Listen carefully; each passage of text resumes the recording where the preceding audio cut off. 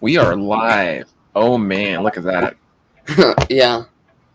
And let's see, I can go back and forth like this to there. Okay. Let's list two different ones. Well, I'll be back real quick.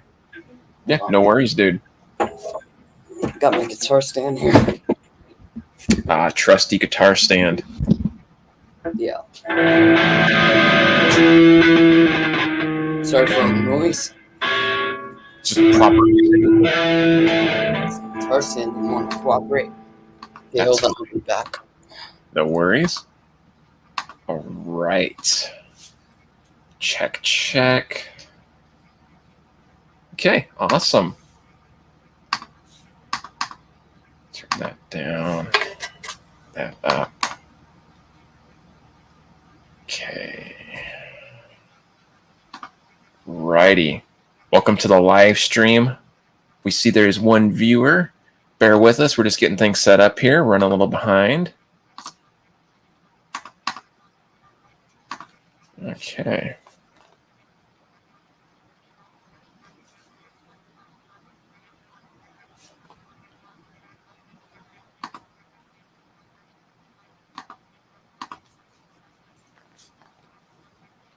Alrighty, just getting things set up here for our Saturday live stream. We will get jamming and talking about music stuff here in a sec. We're just getting everything set up on our end, so bear with us, guys. Bear with us.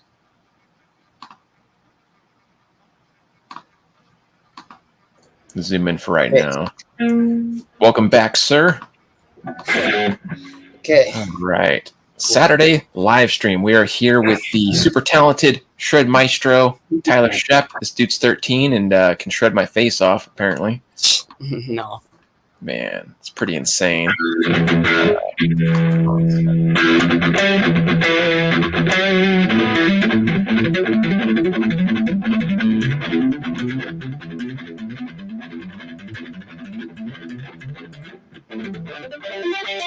No, that's pretty shreddy, man. What is that? Is that selective picking? What is that called? Yeah, selective picking.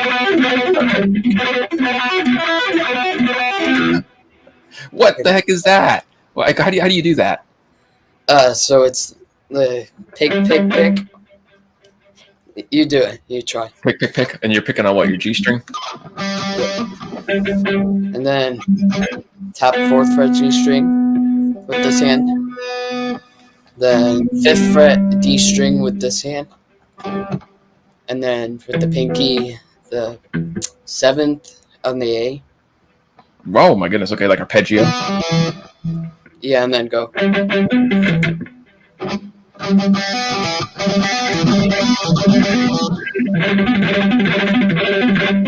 at that speed.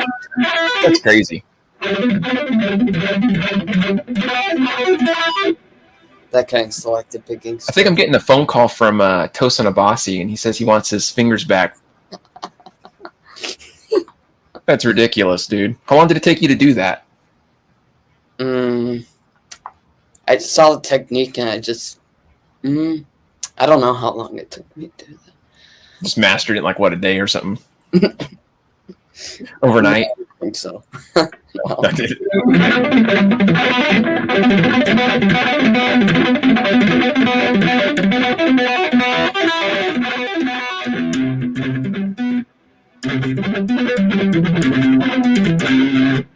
Nice. Oh, you got a question, man.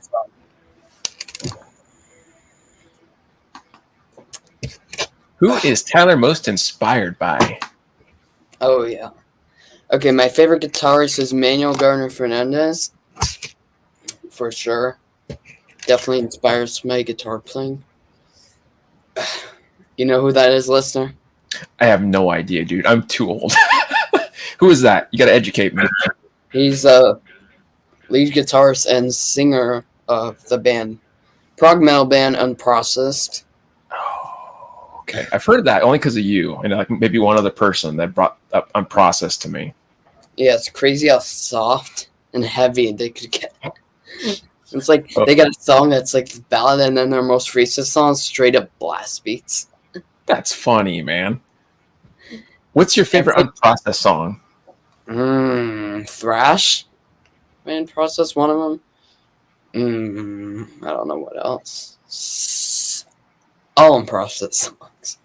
Oh, but just all of them. Just throw them all in there. All of them.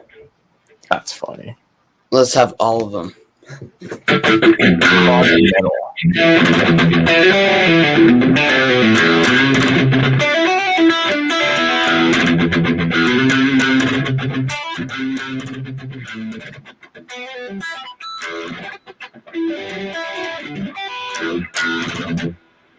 Nice, man.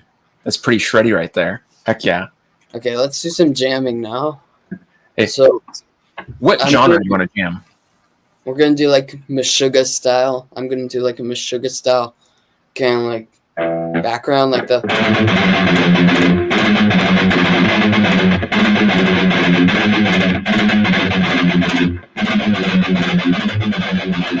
Now that's pretty jammy.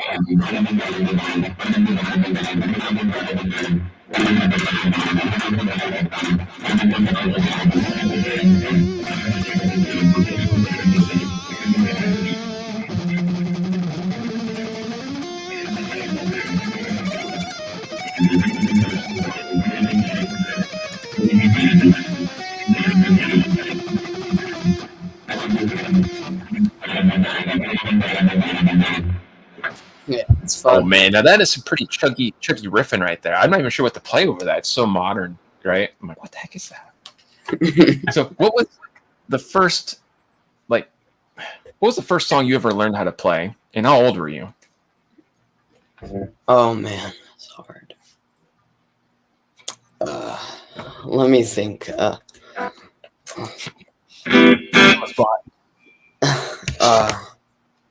Probably.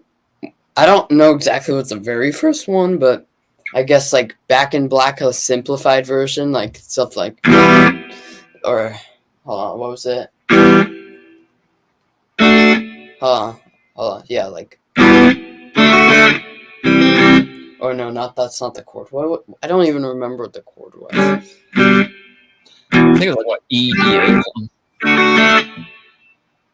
It's just that I didn't even do that. It's too simple. That's the problem. It's the like first words I learned were like.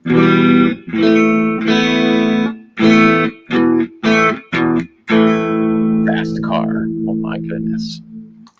EVH2. EVH is killer.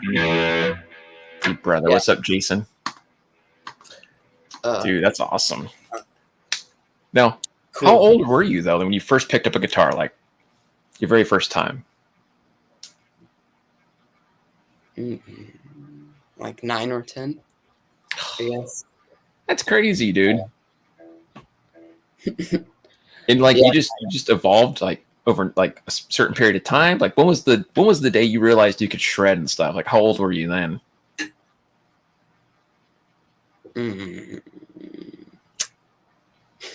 I don't know. I still don't think I could shred. Dude, you can straight up shred. Watch. Show these people some shred runs, like something. It's pretty shreddy to me.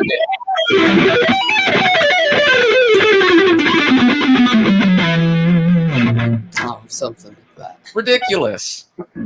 That's crazy, man. Picked up guitar at 51. Well, hey, nothing wrong with that, man.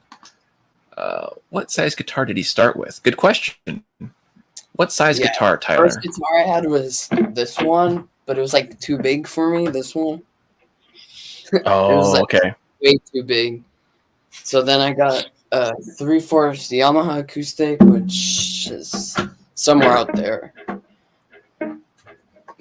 So the one I really started learning on was the 3/4 Yamaha. Ah. Yeah. That's killer. That explains it. That's why you can shred. There's all that Yamaha experience. Okay, let's do some jamming.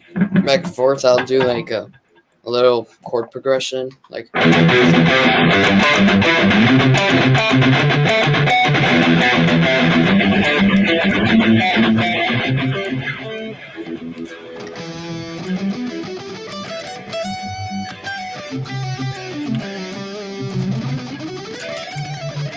I'm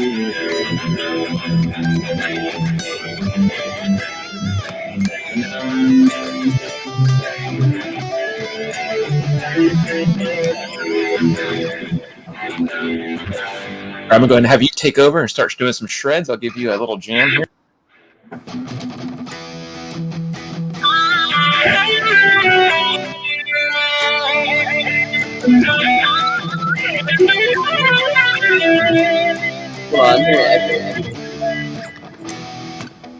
Let's see here.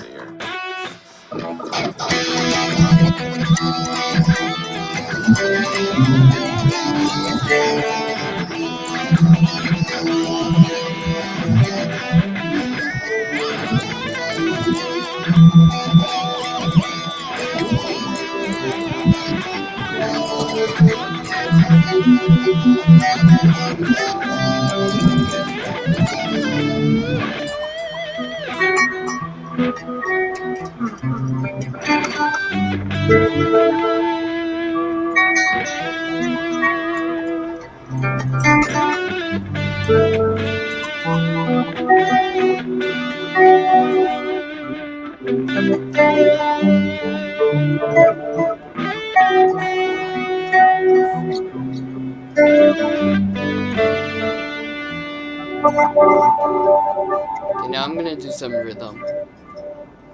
Okay. Here.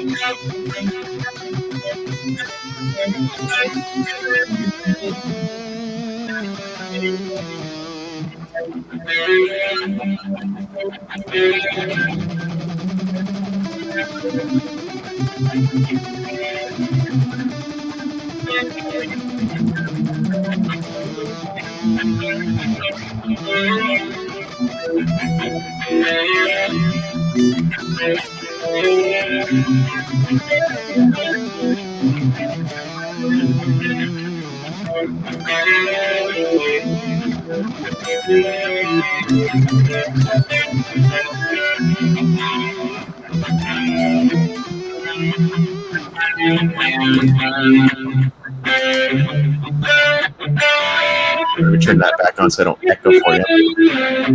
Nice, man. Those are some tasty licks and tasty riffs you got there, dude.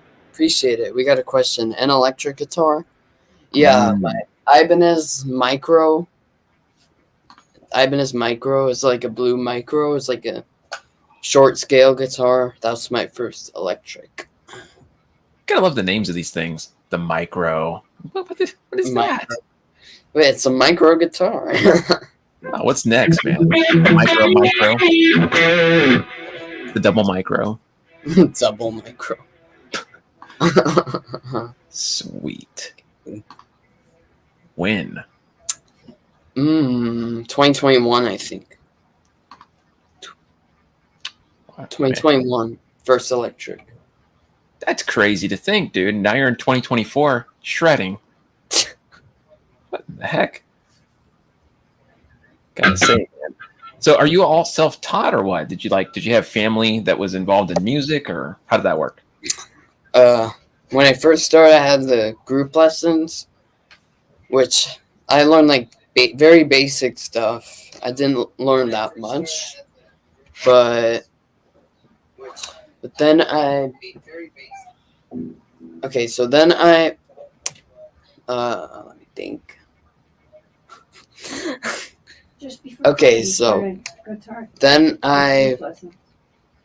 took, before COVID, then I took lessons at like Guitar Center for about 5 months. I did learn quite a bit of stuff, but I would say I mostly like learned from YouTube. Like I watched videos on like scales and stuff and different tutorials. So yeah, I had like a few lessons. That's killer, dude. Super cool stuff. And the fact that you can do all that like on your own, just watching videos and picking it up quickly, and you have a good knack for music, right? think it's fair to say that. A lot of people don't have that ability. So definitely cool, dude. Very cool stuff. I also want to say, in the future, if you ever get stuck on like some theory question or something, I would be happy to like show you whatever I know for free. Like I can't help you with techniques because you can already play everything I can technique wise. So I mean, you can already do everything I can do. But I mean, as far as theory stuff goes, if you ever need like a question answered or you're like, what the heck does this mean? I will definitely point in the right direction, dude. I got like tons of resource material. Yeah, and also I did 1 year, like 1 year of bass guitar. 1 year of bass guitar. Oh my goodness. Were you playing like what, Peter Gabriel or what? Some Phil Collins? I don't know what I was playing. Just like bassline stuff. Yeah. Bassline stuff. Yeah, I don't know. Oh, it's cool, man. Percussive. That's a good thing. Bass is a whole different animal, man. Kind of slapping.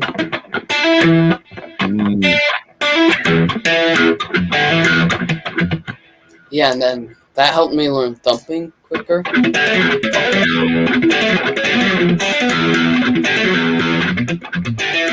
Oh my goodness. That's just insane, man. Very talented, both of you. Thank you very much, man. This kid's got way more talent than me. Let's see here.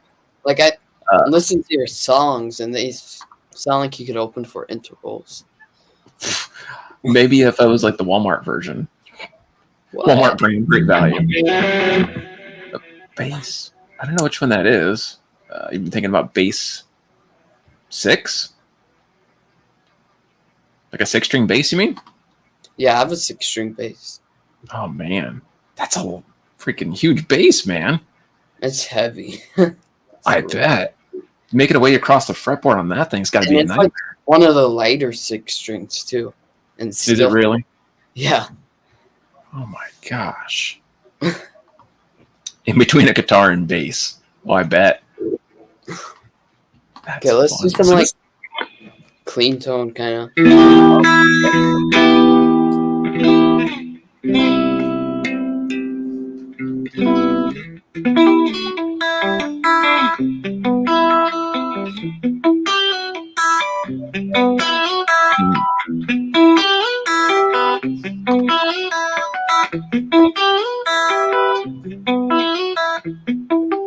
You could join in whenever.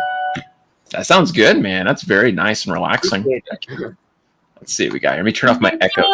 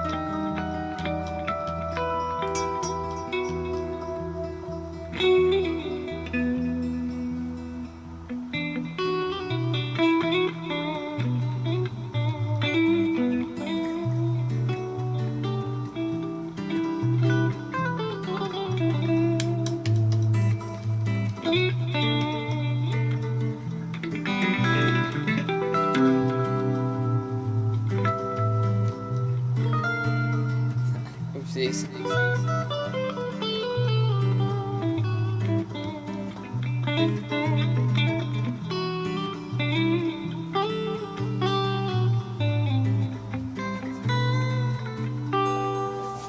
Gotta wipe off my camera. In the middle of wiping off my camera. I gotta pop this one. Oh, that's better. It's way less blurry. Oh man, crystal clear.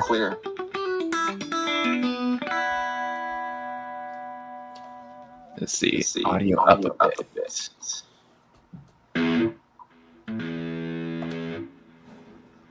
Yeah, I think Lester needs to be turned up a bit too. Let's see.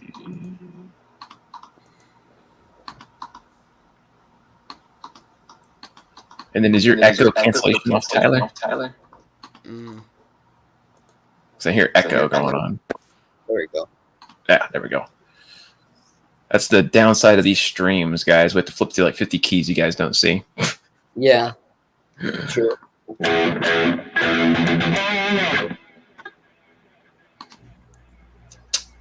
Hey guys, do you think we should do a shred battle right now?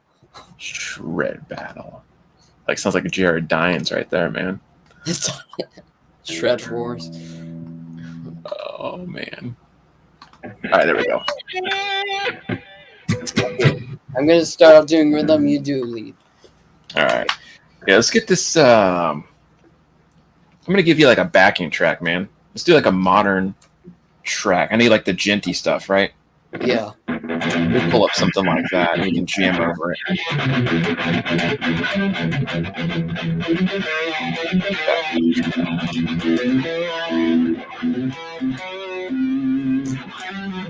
This one's in D minor. Is that a good key? You like that one? Yeah. Walmart Plus. Walmart Plus. Free delivery. Walmart Plus. Is a lot more fun. Because, you know, Walmart's so good. Walmart Plus an included Paramount Plus subscription to stream Dora.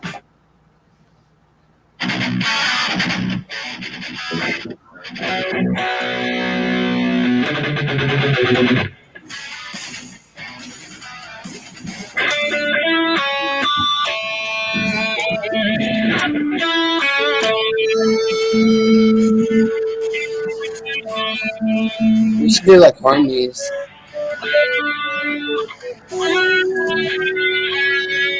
Might be kind of hard with the latency. Oh yeah.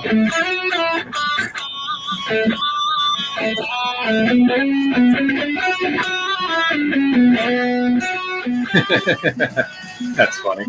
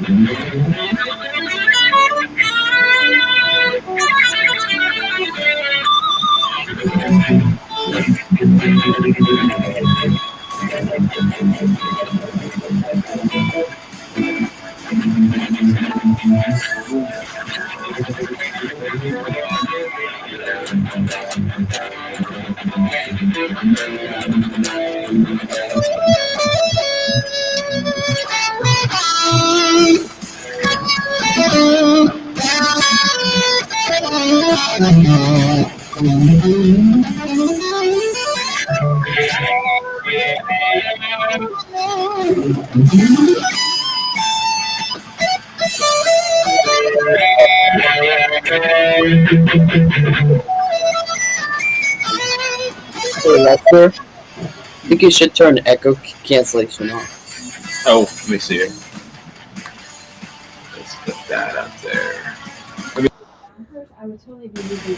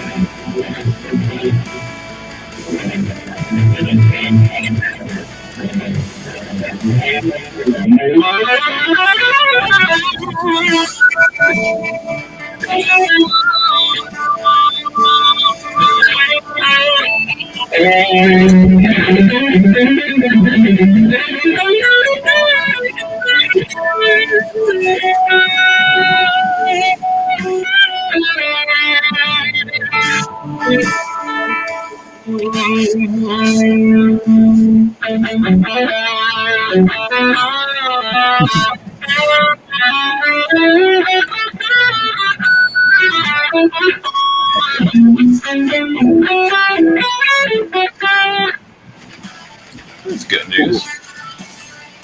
Sounds good. I'm gonna pause for a sec here.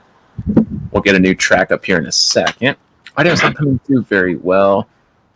Yeah, we'll try to work on it as we go through the motions. So bear with us, guys. We're newly acquainted to this double stream experience. Yeah. We're getting there. Why is it like when you add another person, it just has so many problems? I know. They call it social media, but then they punish you when you're trying to do something social. All right, let's see here. Let's find another cool track for us, man, to kind of mess around with. How many guys here saw the Johnny Blaze featuring Matt Blaze masterclass? Oh, yeah, that was a very touching masterclass, man.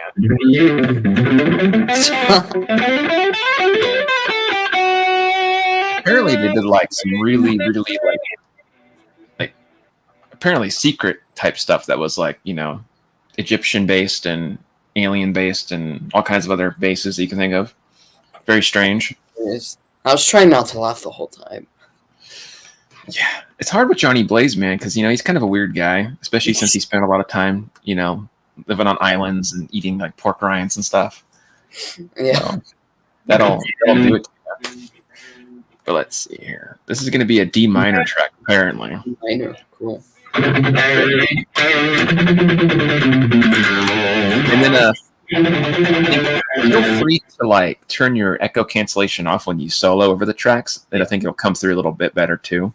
Mm-hmm. And then we'll just have to keep switching back and forth, I think. Yeah.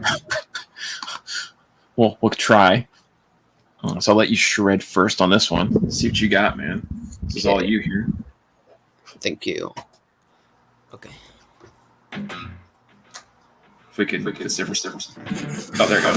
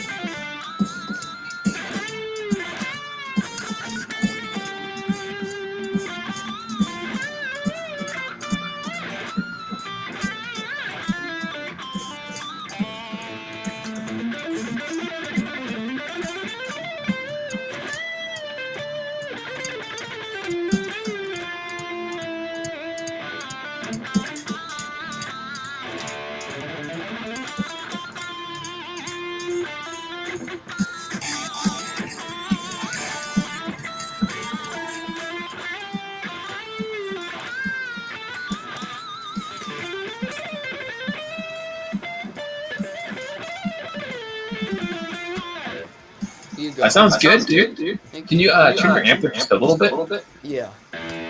Try it again. How's that? Let's see. Go and do some shred.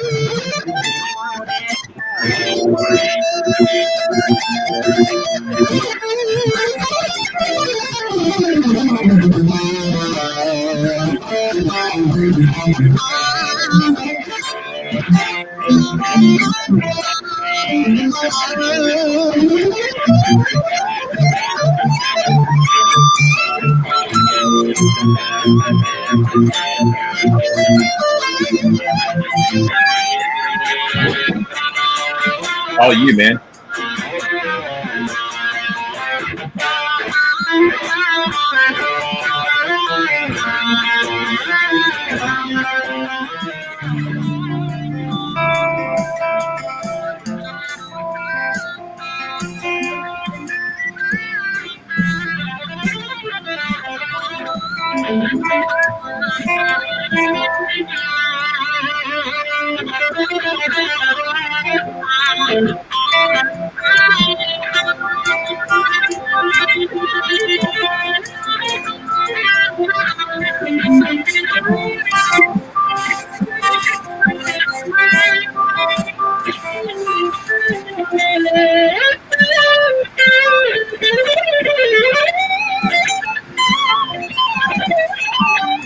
Don't mind my intonation.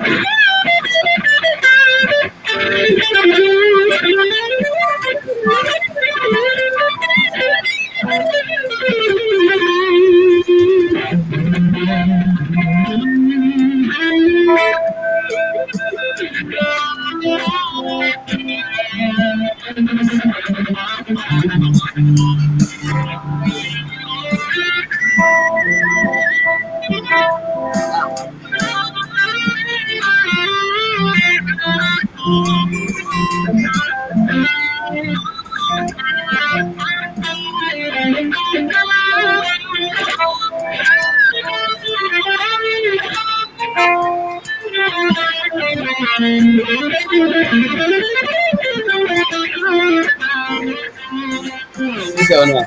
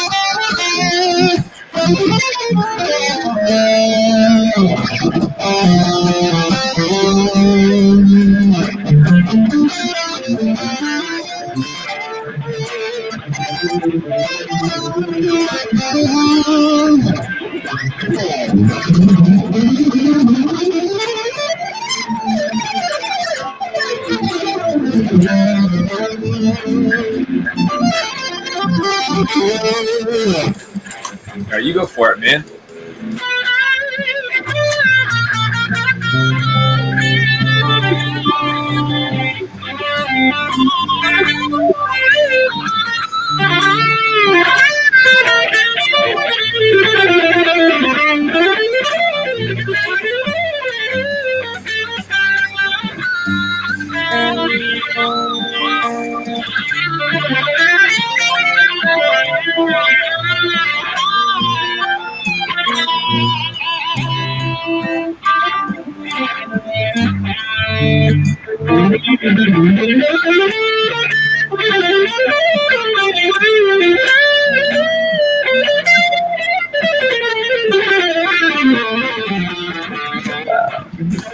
Let's turn my amp there a bit.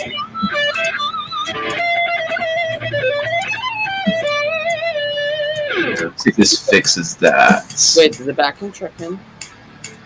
Oh no, I think it's just quieter. Let me see if I can.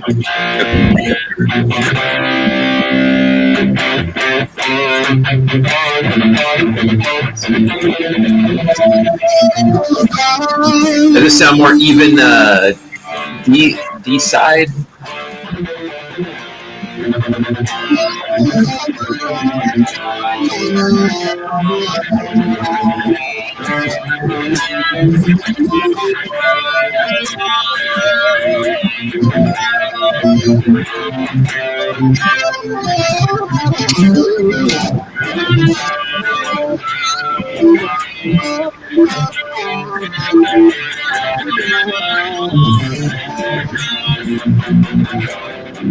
Up a smidge. Okay, let's try up a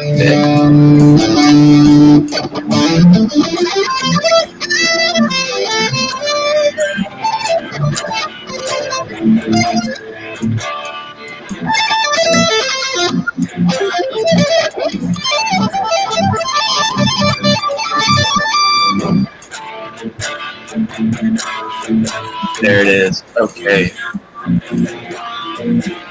Awesome. Thank you for the help, D-Side. Appreciate your service, my friend, because we don't know what's going on. Go for it, man. It's all you. You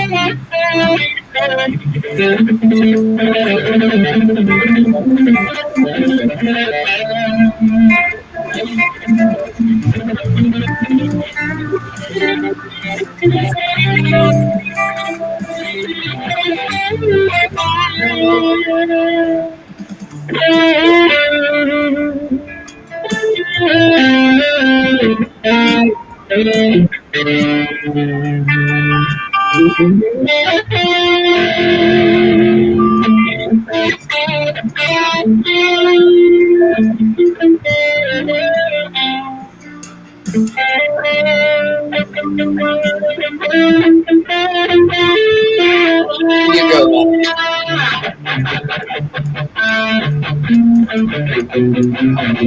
That sounds pretty good, dude. That's some nice shredding there. Appreciate it. Heck yeah. I just Let me figured out another way to make like your power chord sound like huge. Instead of like doing this, these three notes, you could add in, you could bar add in this note.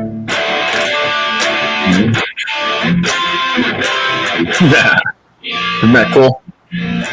Yeah, you should try it. So do like a regular D power chord right here, and add in this note. Yeah, man.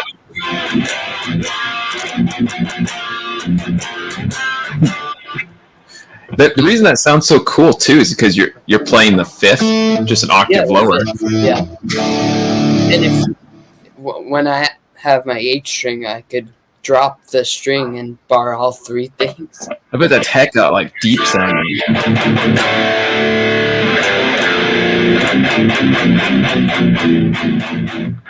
Nice. You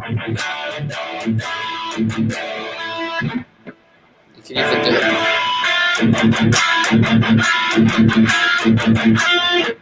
like this with that. Like a ninth. Okay.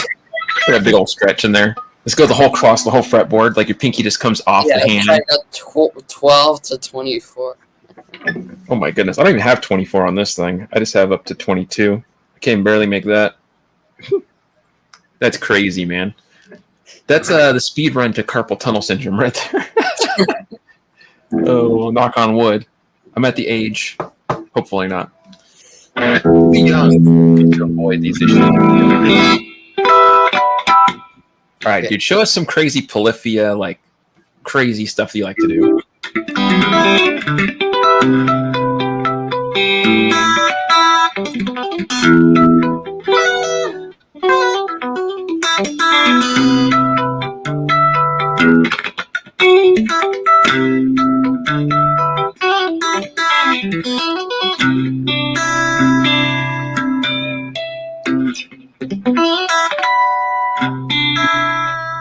That's killer, dude. That's like Tim Henson would be so jealous. He's like, how are you doing that? That's my sound. What the heck? Yeah, also another selective picking thing is I like to do this.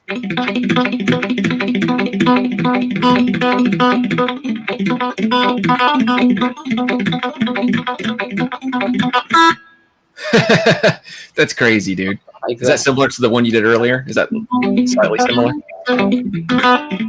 It goes like this. Oh, I see. Let me put on a different preset right now. Hold on a second.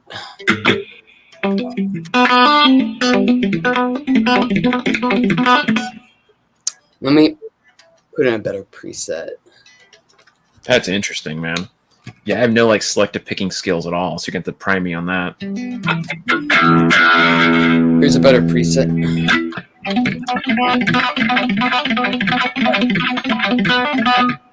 That sounds slick.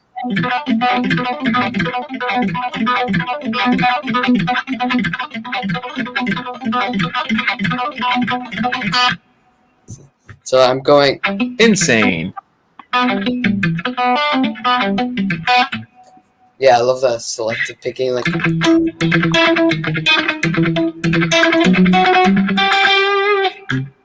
also the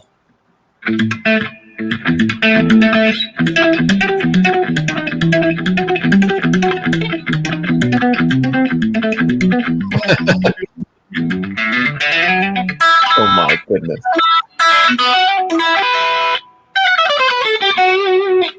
So I got to ask you, like, what did you get into the style and like why? Like, what was the like determining factor? Did you just like the sound, or did somebody show you something and you were like, that's cool? How did that I all? remember I used to watch, like, a while ago, I used to watch Chicanito a lot.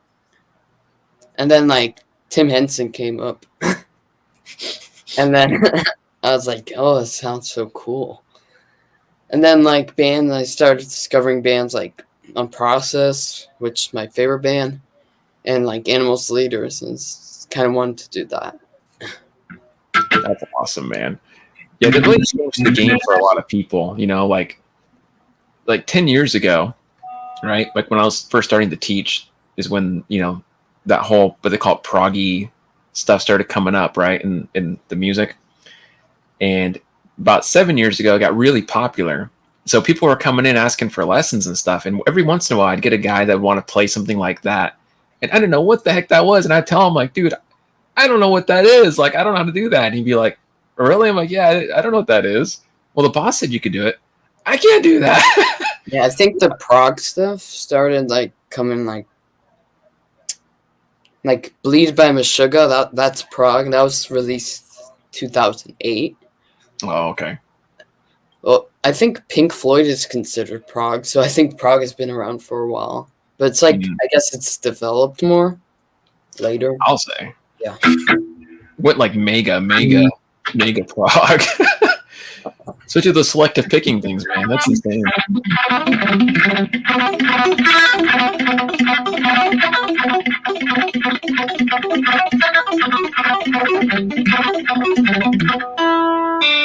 Jeez. Yeah, that's fun. Crazy. Did you work on that with a metronome, or did you just do that on your own and you built the speed naturally? Like, how did that work? Yeah, with the metronome sometimes.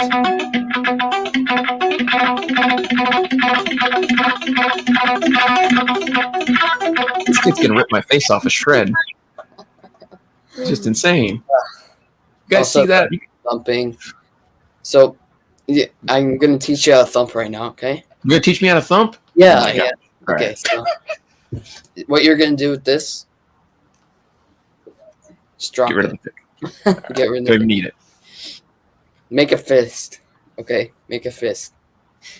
Put your thumb out as far back as you can if you're done. Oh, wow, you got the thumb right there, so that should help you. You got the Tosin thumb. I mean, you got more advantage of me. Oh my gosh. Yeah, this helps me right here. Oh, the inner meat of the thumb. Yeah, then we're going to strike the lowest string, and have it land on the string below. Go through it. Have it land Oh. on the string. You want it as arched back as far as possible. Oh. You don't want it straight like that. You want to like angle it kind of. Oh, interesting. So that's the first motion right there.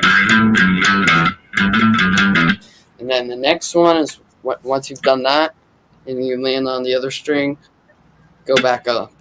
You go back up. Oh, with the thumb. So it's like you're alternate picking with your thumb. That's crazy, man. You try it. It takes a while. When I first started, it was very awkward. That's so weird. Yeah, I started with this kind of pattern though.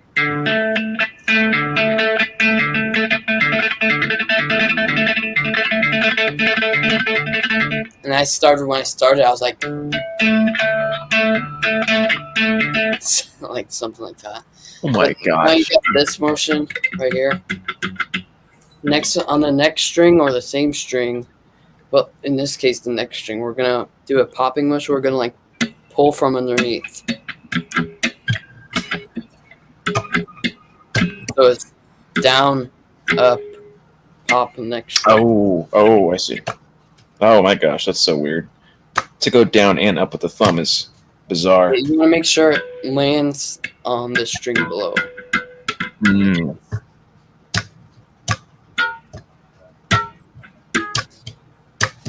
Okay, I see what you're doing. You are going like that. You don't want to use your arm. It's in the wrist. Oh.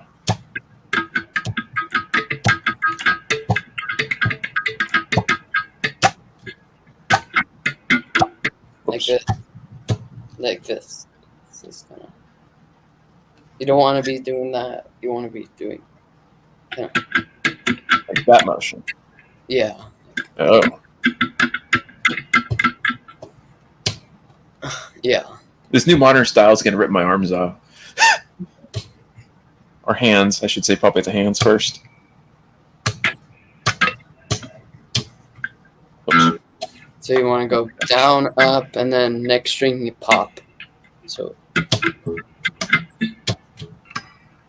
Oops. Okay. Can you do it slower? Let me see it. Oops. Oh, whoops.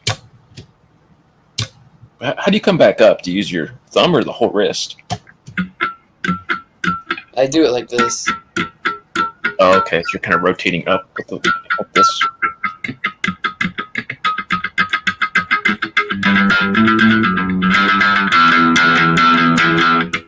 I hope you guys are watching this with me and like learning with me here, because if you're not, you're missing out, because this is ridiculously interesting.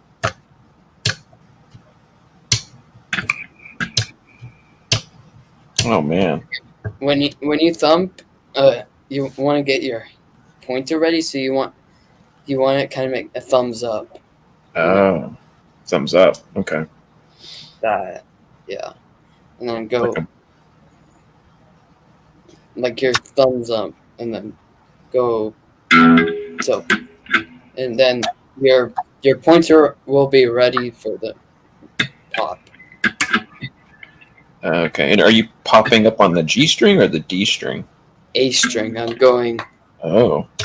the E string, down up on the E string, and then popping on the A string. Okay, so very close area. You could do it all in one string too, like this.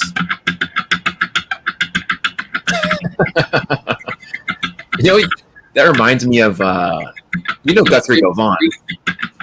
These fingers on one string. That's funny, dude. That's ridiculous. It's fun to start doing stuff like.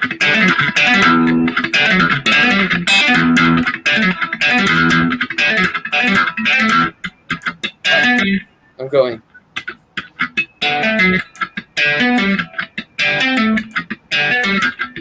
Oh man. That's crazy, man. That's a lot of right hand like form there.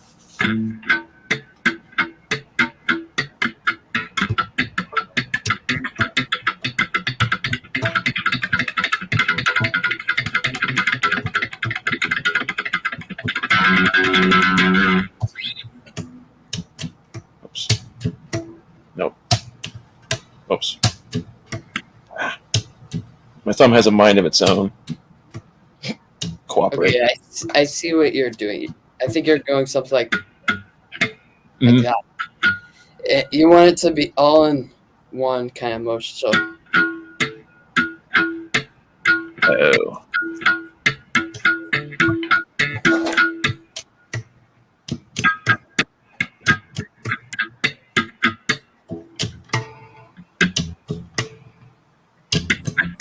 Oops.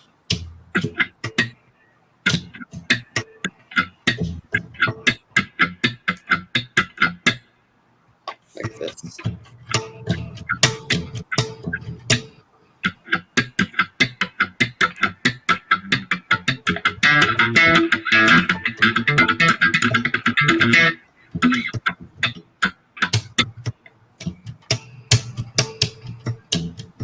No. Okay, you want to have your thumb angled back as far as pretty far.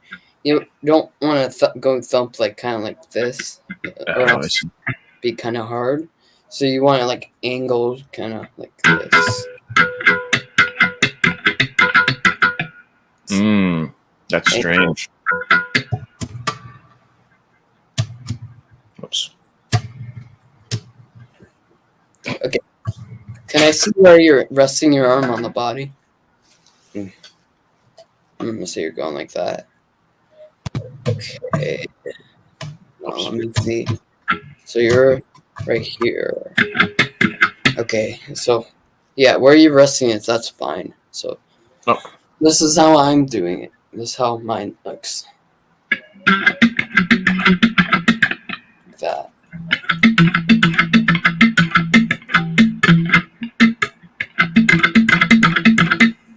It's almost kind of like your thumb's like almost going up at a certain like angular motion there. You have like a certain angle to it.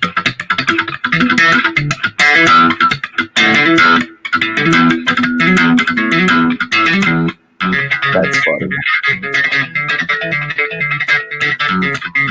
If you guys haven't subscribed to Tyler yet, you guys need to get on that. This kid's crazy. Appreciate it. And then I guess you would call this selective thumping right here. Or oh, I'm trying to think. Oh, kind of funky.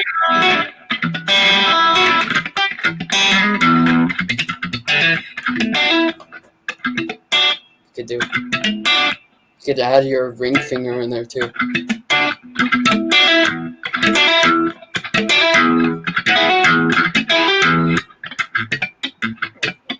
Man, that's like looking at some really like it's like taking like 70s, 80s funk stuff and like on steroids though.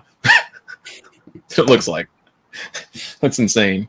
Okay, can I see you try it with if you don't have like a bridge single coil, try the middle pickup with like have a distorted tone and like turn like the volume down a bit to like lower the gain.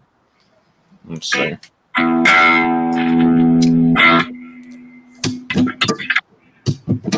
Oops. Oops. Oh great, okay. It looks like you're like you're going across two strings like this. Like you're okay, so you want to do one string. Like hit one I'm hitting the E string when I do this. Just down up on the E string like this. I'm just landing on the next string. Man, that is some coordination in your thumb to do that. That is weird.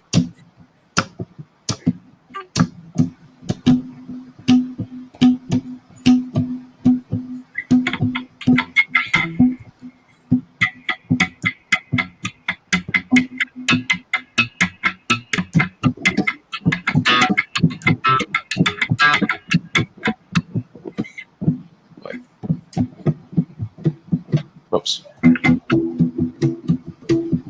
Okay, it looks like you're kind of treating it as like plucking. Like you're going like you want to like let it fall into it, like hit it kind of.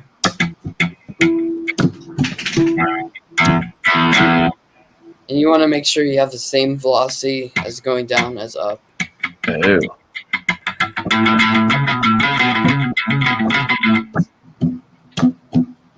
I love music asks, what am I doing with my pointer? I am on the next string, I'm popping from underneath like this. You can see that. That. That is a strange movement to look at. That is very interesting. Yeah.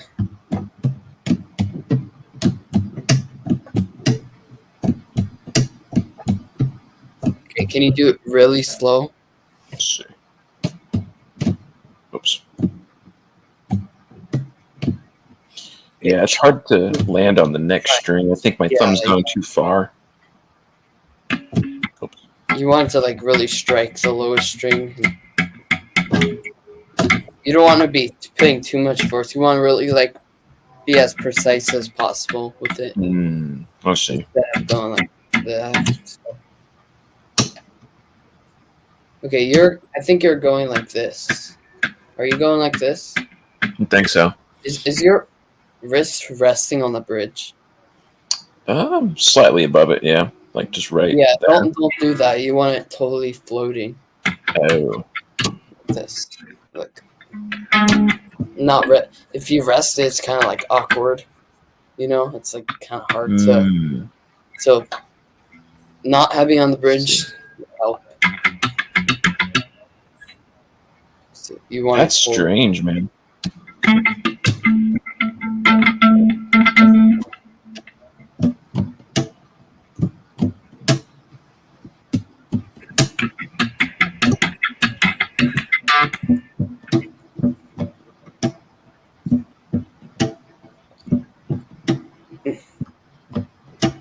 Oops. Okay, I feel like you're having it like straight like this. Make sure you come in like this. Okay, like that. And strike it. It's all wrist move. Just angling the wrist.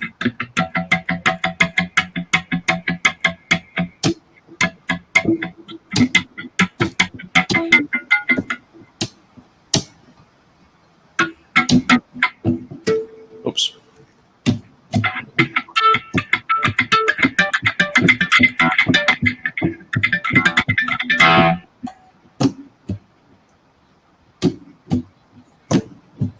Oops. I feel like I'd had to be with you in person to really teach you. Probably, man. And to be honest, I don't think I'd get it still. I think I'm too old. No, you could still get it. This new generation's got me beat, man. I started out like I didn't understand when I saw like a tutorial online. I saw a tutorial online and it was just go down, down, up, and I'm like, what? So I started my own kind of like this kind of thing. It's been used by Toast and stuff, but I thought I came up with something. You're like, what the heck? So I started doing that.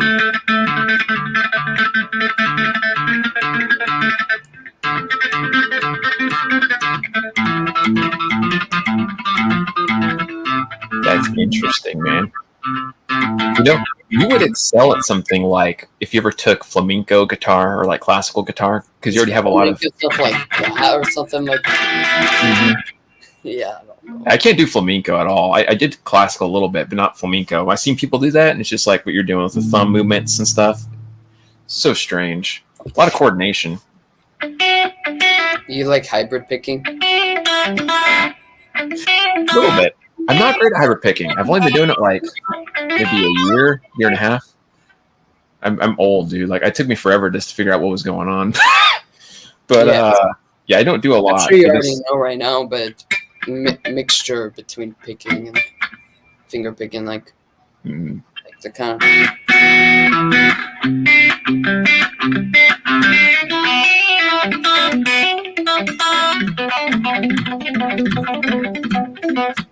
Yeah, I'm combining the selective picking.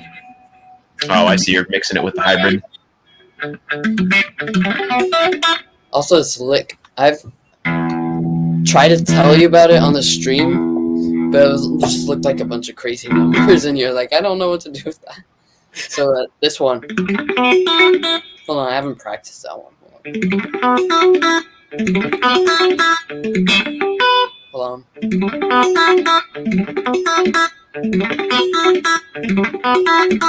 So it's What in the world?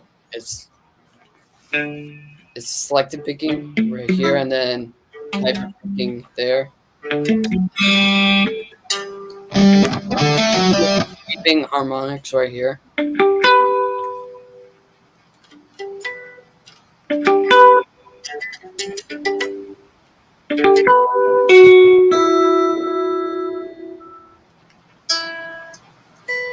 So it goes.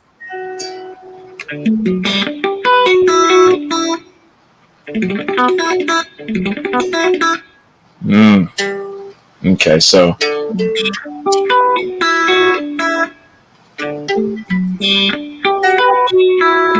No, hold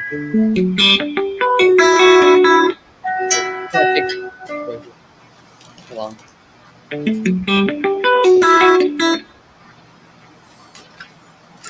so let's see if we got the right notes here. So you have. No, sorry. Oh. No. Play it pretty slow. That one. I see. You're just going back to that one. So techniques in here. So hybrid picking and selective picking at the beginning. Sweeping harmonics. More selective picking and then regular pickings. Oh, okay. So you're for the 12 on the D? Are you just doing that selective, like hammer on out of nowhere? Yeah. Okay. Yeah, it's another selective picking. What's up, Mitch? Thanks for joining. Mitch was helping us out earlier because I couldn't figure out the audio on our stream. So thank you, Mitch, for all your help earlier.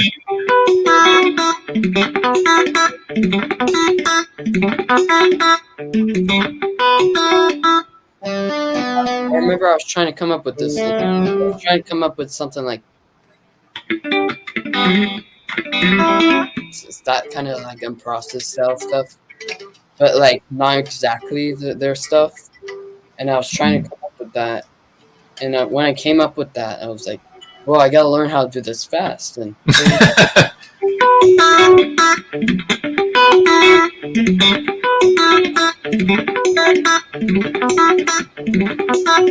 insane. That's just bonkers, man. So make sure we got this understood here, and I'm doing the right frets. So I do this. Let me turn my amp up, sorry. Yeah, like Here's my audio. Just so you know, the picking, it looks like this.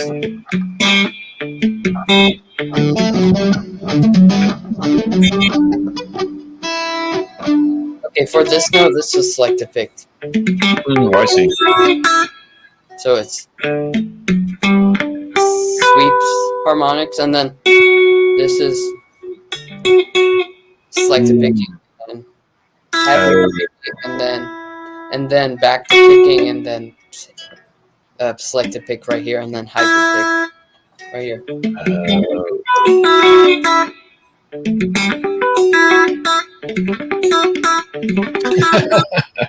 That is bonkers, dude.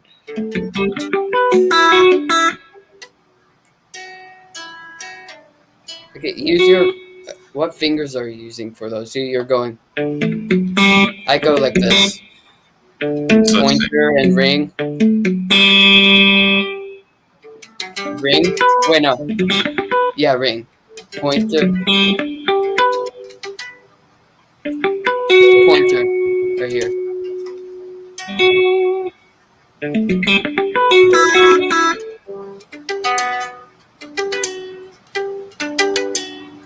Like that kind of pattern stuff.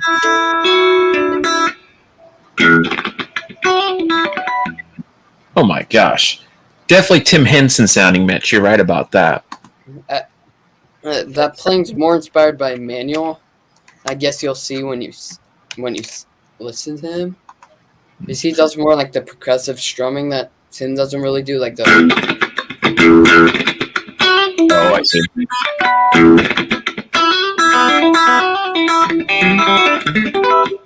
Jeez, man. So when did Unprocessed come out? Did they come out like same time Polyphia did or after? Around same time. Yeah, around same time, I guess. That's crazy, dude. Now, how long did it take you to get this style down, would you say? Like, when did you start playing this, like, I don't know what you call it, percussive, Tim Henson, Unprocessed style? I guess about 2 years ago. I don't know. 2 years ago or 1 year ago, I guess. I wrote my song that is not going to be ever released called Element. And it sounded like this.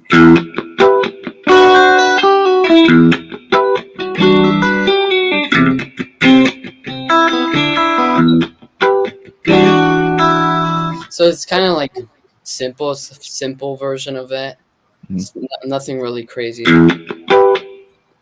I'm kind of doing percussive strumming, except it's not like, it's just... Oh, I see. Yeah, and like when I recorded that, I was like, everything was off time. It was kind of like a mess. Oh, no. One part, I was listening back to like the file recently. The synths, it's so off time. It wasn't even fun. Oh, man. Yeah, but I am going to have an EP, hopefully really soon, it's going to be called Elements. So it's still good. And my song Gallium is actually hides part of the song Element in there. So this is the Gallium riff. You might have heard it.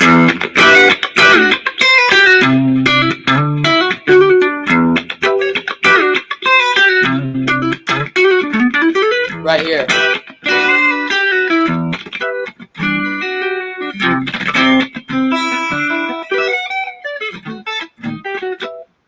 That riff. Dude, that's crazy. Yeah, I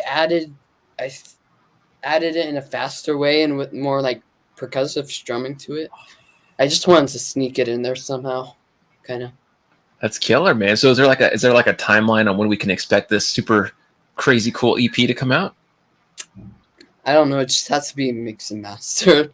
The fun part. Yeah. Before the EP, I will have a couple singles coming out. The first song is going to be Platinum. That's going to come out. You might have heard it. You said something about it as like Polyphia plus Linkin Park or something like that. Oh, yeah. I think I do remember that. This one has the thumping in it and stuff.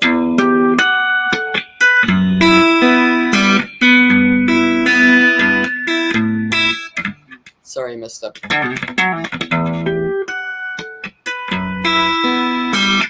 Oh, yeah. I get your cool Linkin Park sound in there. That like right there. That's more like selective picking kind of harmonic. Jeez. So it's... No, it's...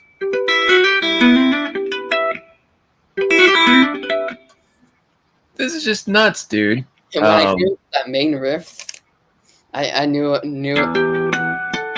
that kind of whole thing. I remember I have a video. I like went over to my phone and just recorded the idea right away. It's same with like most songs. Like I have this other song called Gold. It does this.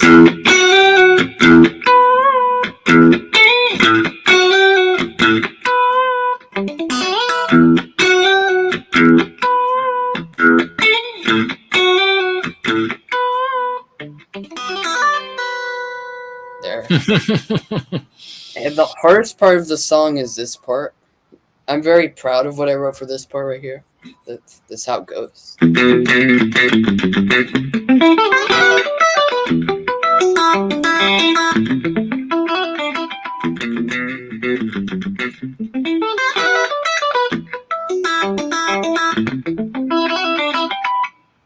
Jeez, that is a lot of stuff there.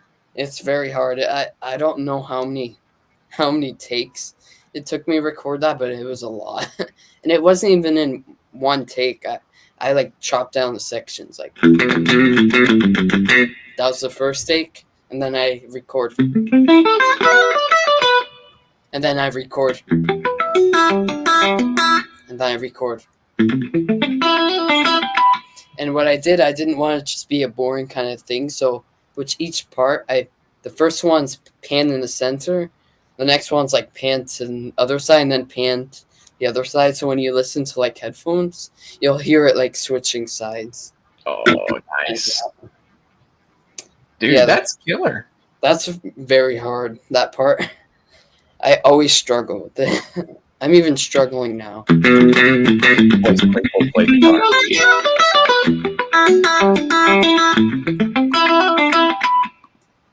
Like, it's pretty. Yeah, I knew I couldn't record in one take. I was literally like taking so long to record. I just want to finish recording the whole song. Oh my gosh. Yeah. That's crazy, dude. You know, you got a lot of skill, dude, and I think, considering you've only been playing a few years and that you're, the age you're at, like if you keep up with this stuff, like I don't think there's a doubt that you'll be like, I'm not trying to fill your head up. I'm just saying I don't think there's a doubt you'll be somewhere bigger than YouTube. And I'm not saying anything bad about YouTube. YouTube's a cool thing for a lot of people, but I think that people like a lot of these people, like, honestly, yeah, people on YouTube like are very successful. Like, YouTube's not bad or anything, like you said, because it's really, I can't talk. Sometimes my brain just like loses its whole train of thought. You may both do. That's me every day, just on my normal. Yeah, I forgot what I was like thinking about. It's all right, dude. But yeah, I think for sure you'll be somewhere bigger than here. So don't forget us little people out there. Yeah, never.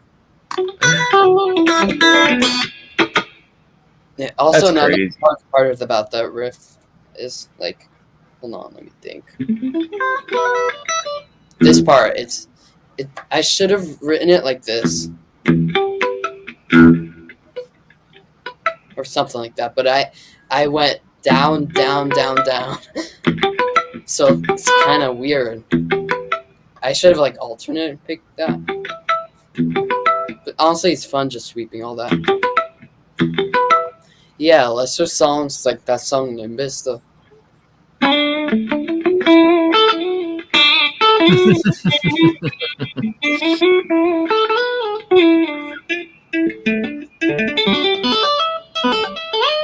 Yeah, that one.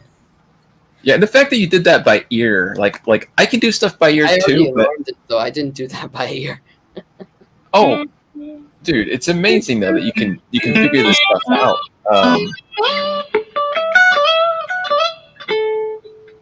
That's awesome.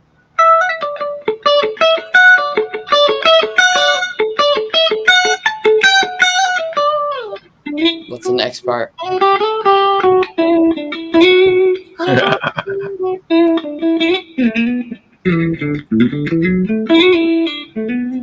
don't know what you do. The tapping thing there. Don't feel bad about that, because I don't remember how to play half my own songs anymore. I'm like, what did I make there? I don't remember. Like that's how bad my memory is. So yeah, I make sure when I write songs, like to like practice performing them right away, so it's in my brain all time. Like, yeah. So I just make sure I remember everything I do. Like sometimes when I'm recording, I write things while I'm recording. Mm-hmm. So, and then if I like the idea, I put it in the recording. Then after I'm done, like doing everything in the song, then I'll like practice it. That's awesome, man. Heck yeah. What is this here? So yeah, I think we talked about this earlier, but this is before Mitch came in. Can you give us a quick recap again on how you learned guitar? Like, did you take lessons, self-taught? Yeah, I started with the group lessons. I didn't really learn anything that much. Oh, look, Anti's in here. I didn't really learn anything there, and then in COVID, I learned from like YouTube and stuff on my own stuff. And I did 1 year of bass guitar. And then more recently, even though I think it might have been like already a year ago, I don't know, more than a year ago. But I took 5 months at Guitar Center. I learned some stuff there. And then, yeah. And then mostly like teaching myself things, stuff like that. This is good, man. And so, I guess my question is, because I'm a teacher, so I've seen a lot of different players from different backgrounds, right, different age groups and stuff. And so, my question would be, like, did you learn music theory? And if so, like how far did you go with that? So when I first started, of course, I learned like my major scales.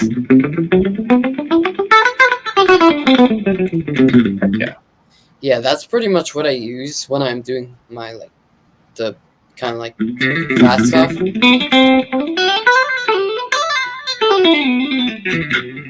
Like my major scales and minor scales, everything right there. So yeah, and also like time signature stuff. Like I learned about different time signatures. Like, can you guess this time signature? Hold on. Here's a little challenge for Lester. Timing challenge. Oh, wrong preset. That sounds very Metallica-ish. You're right. Yeah, it is. But if Metallica was prog, so.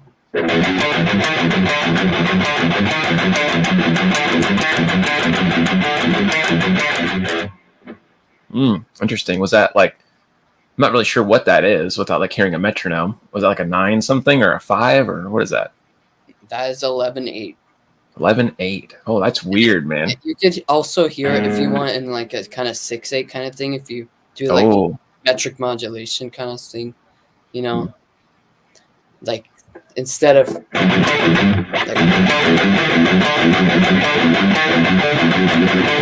you could do that kind of like. That's interesting, man. So next question for you, since I got a little ADD, sorry, bear with me. I get random thoughts, but since we're on the topic of the scale thing, so you use the major scale a lot. Do you know like your harmonic minor, harmonic major, melodic minor? Yeah. Do you know all those scales? Harmonic minor.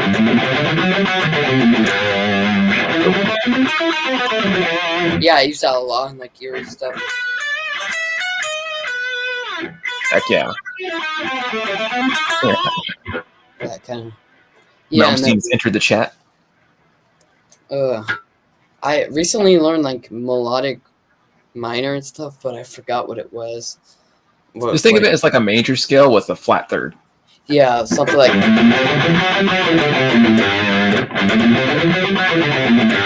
There's also this one.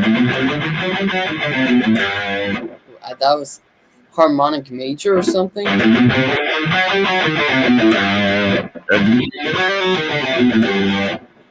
then there's. That's just mixolydian. That one. Tasty, man. Yeah, mixolydian could be fun. Always makes me think of Norwegian wood. That's why I like using the whole step scale. It's pretty eerie. You may have heard in the Matt Blaze thing, the outer space alien from Pluto. Let me give you a chord you can play over that if you want to do a whole tone scale like you were doing.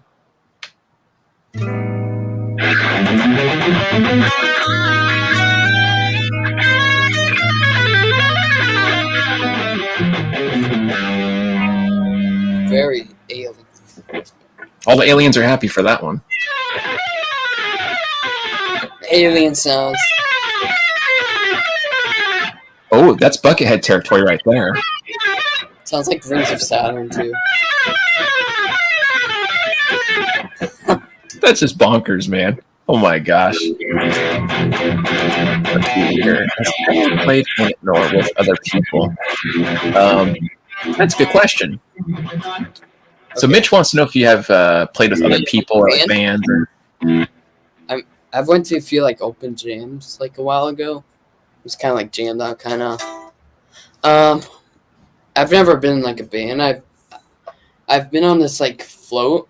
This float was kind of like a band kind of, I guess. This float, like 4th of July float. I think That's it was pretty cool. 2024, yeah. And that was pretty fun. Like we played. I'm trying to think of the songs we played, but I got sick of those songs. Whatever we played. Yeah, we played the Green Day song. Like. I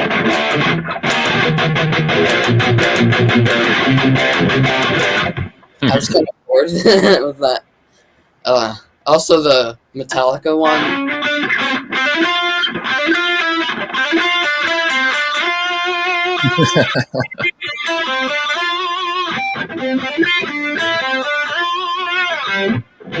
I'm not in D standard.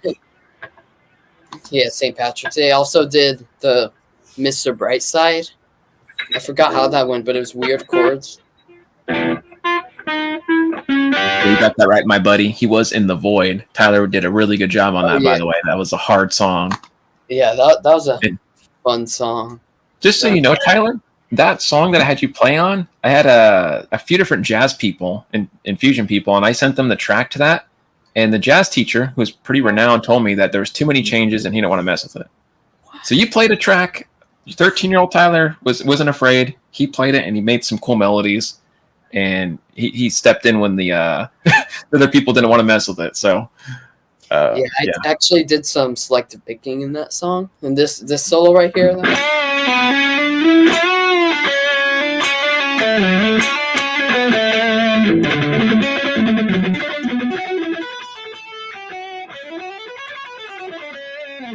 I like the ending too. That was a good note choice for the ending. Always like that part. So I'm going. And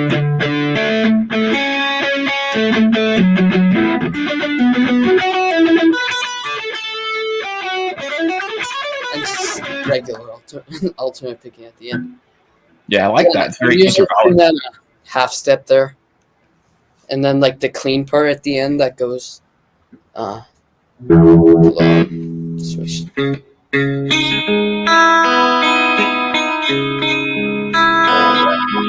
Yeah, that's in standard, that part. And I wanted to make it look more real, so I switched guitars. Like one of my first full-size electric, you may have seen that video, the Ibanez.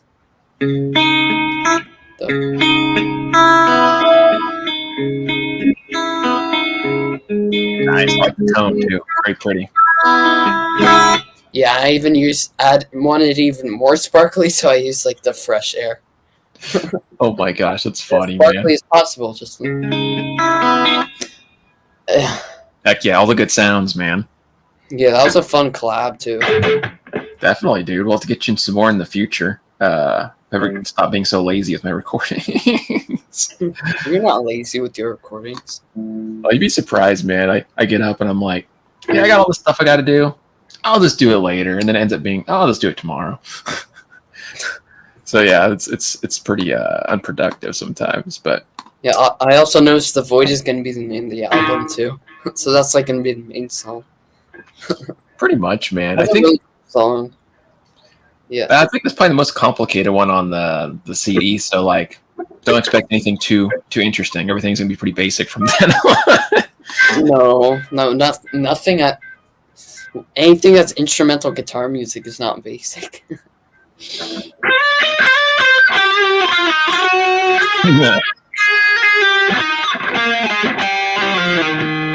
And then that's funny, dude. You know how to play that song pretty much?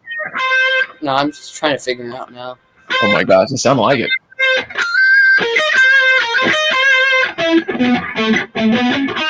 I don't know. You did there. go pretty high up there.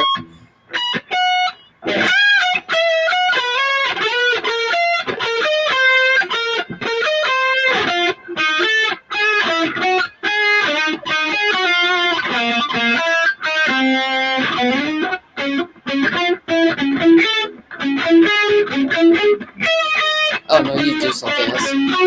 Oh, the little picking thing. And then my part.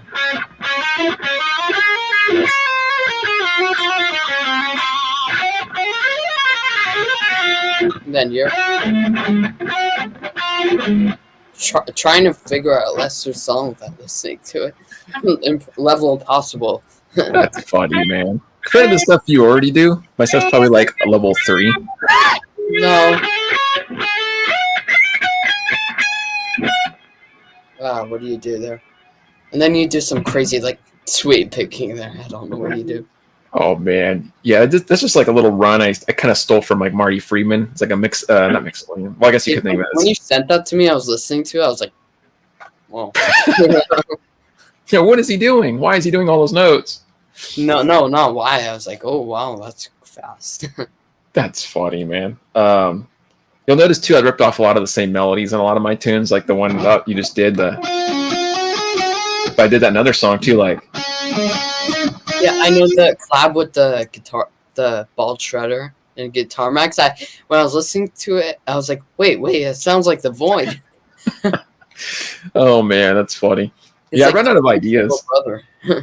I'm like, wait a minute, what do I do here? Like, I'll be playing a riff, and I'll be like, having a really good time with it, right? And I've got like this lead going on, and my wife will look at me across the table, and she's like, "Oh, you're playing that song again?"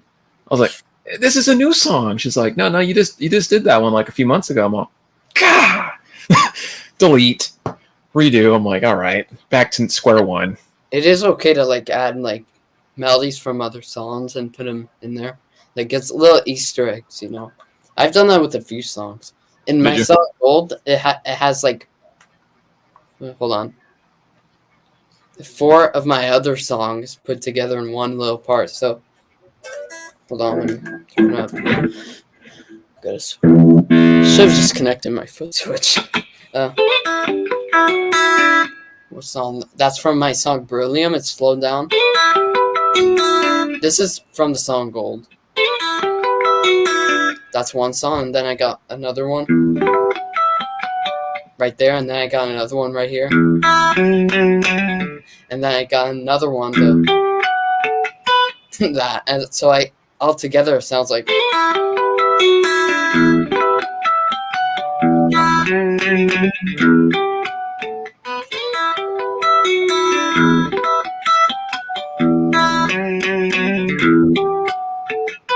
This is 4 riffs put together.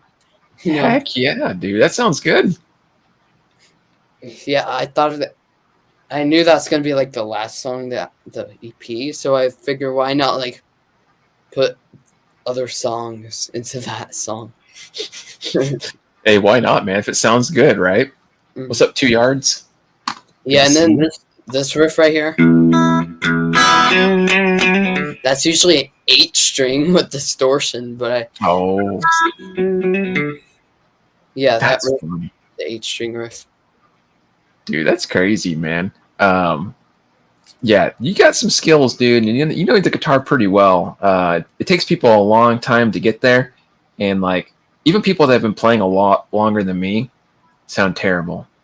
Not everybody, but I mean, I've met a lot of people that have, tell me they've gone to school and stuff, and they put all these years in, and it's just like, man. And I'm not like that much better, but you listen to me like yourself, and you got like 2, 3 years. 4 years? That's just crazy, man. As long as you've been playing electric guitars, what, 2 years you said? I got let me think. I got my first electric in 2021. I guess about 3 or 2 years, yeah. Crazy, man. That's crazy. Yeah, Lester's amazing. Yeah, it's a Strandberg. The Strandberg. Strandberg. Looks nice, man. Looks better.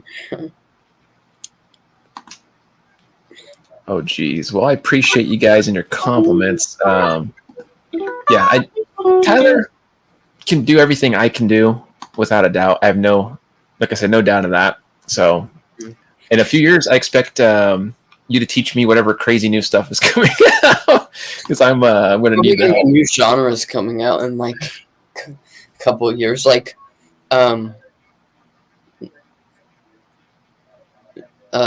lo-fi, black metal, Sophie Black Metal, hip hop, pop.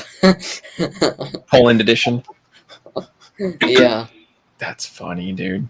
That's killer though, man. So I mean, as far as like your goals, like as I know it's a lot to ask because I know you're 13, so like, you're still kind of young. You're very mature for your age. You're a pretty smart dude.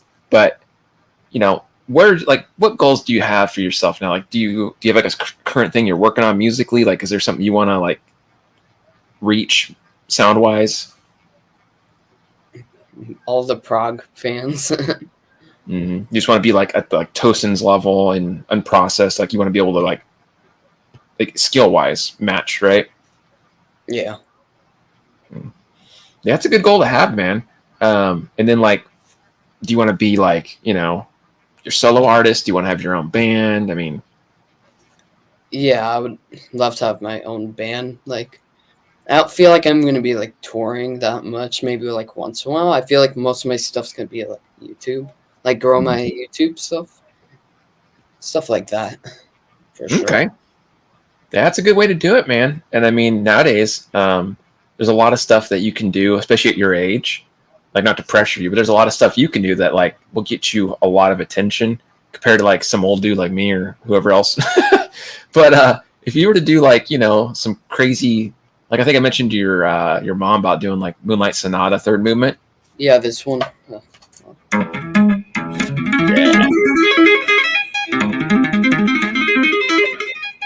Look at this.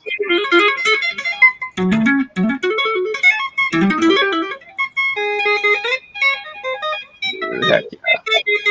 It's weird playing on a clean tone. Brilliant.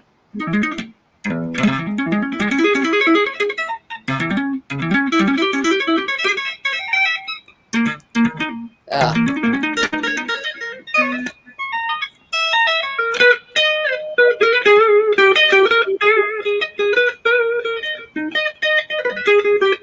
That's just insane, man. I love that. Dude, you do a cover of that on your channel, I guarantee you, and you put 13-year-old covering that in there, you're going to be as big as Tina S, man. No joke. Yeah, it's a fun thing to do clean. Don't mind my intonation over here. Oh, you're fine, man. You're pretty close. I'm 33. I'm going to be 34 pretty soon, so I'm getting up there.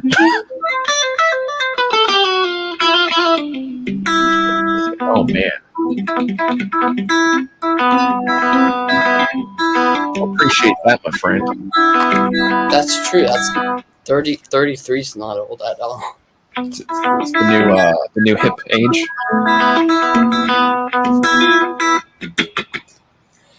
I used to hear a lot when I would teach lessons to like a lot of younger people in person. You know what I hear more than anything? What? I think you're my dad's age. Oh, okay. Are you my dad friends? Well, I don't know, but maybe. I think so. I think I met your dad like once. Yeah, I think you're my dad's age for sure. Did you guys have like VHS tapes? Yeah. Yeah. That's a thing. I'm like, yeah. Nothing wrong with VHS tapes. Really? Jazz. House's manual, like 28, I think. Oh my goodness, that's crazy. Manuel Garden Fernandez. Intervals, Aaron Marshall's 44, I think. Dang, that's crazy, man. You like playing over jazz stuff? Not much of a jazz guy. Oh, that Rudy IU video with the jazz cliche jokes. Oh, man. That video is hilarious. That's like my favorite skit ever. Oh my gosh, that's funny, man.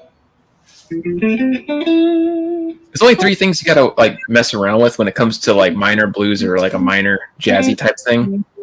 And you can think of playing like if you're doing this is my go-to at least because I'm not like a great jazz guy, but if you're playing like let's say a 2-5-1, so if I'm doing like D minor, G13 or something, do like a C9, you could do C major. Obviously, you know that's basic stuff. You could do your pentatonic. Now, when you have your pentatonic box here, right, this one, Yeah. you know that one already. Well, if you just play melodic minor here, you got yourself jazz. That's very jazzy.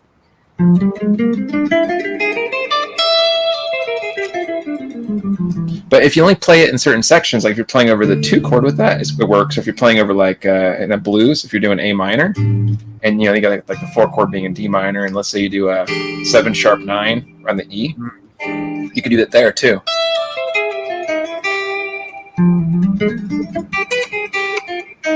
You got yourself that kind of like that jazzier sound. And that's like the only thing you need to really worry about is just kind of swinging in and out of melodic minor on that chord to your regular pentatonic or regular minor or major scale. So if you want to try, I can kind of mess around with those chords for you.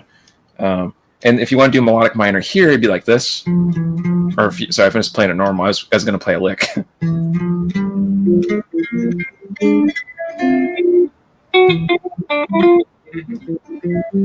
There you go.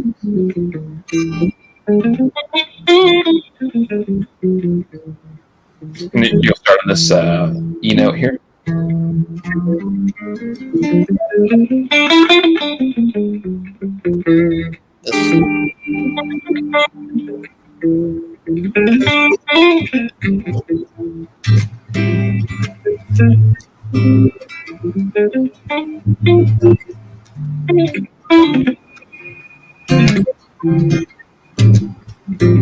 Now from there, imagine like you're playing like your A minor pentatonic over the rest of the chords, and then when you hear me switch to the E7 sharp 9, jump over to that scale pattern you learned, and then go back into regular minor. So A minor, just normal.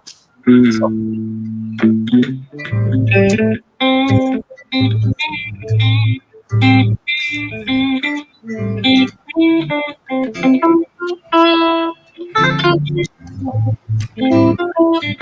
Okay, switch over. What was it? There you go. Yeah, exactly. And then back.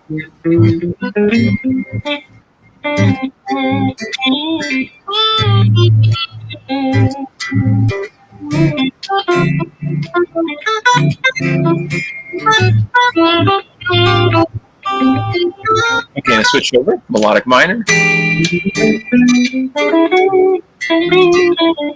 then back to normal.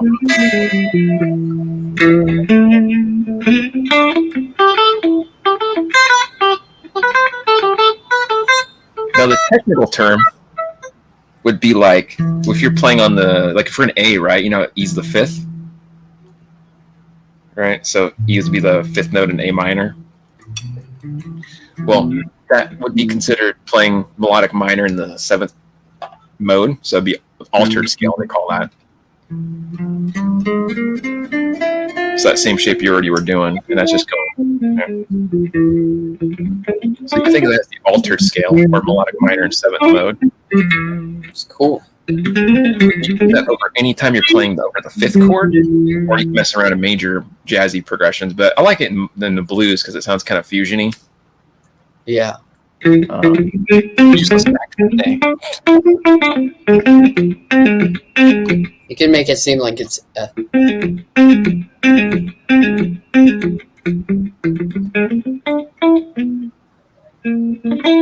think there's a typo. Dial music. Oh, there it is.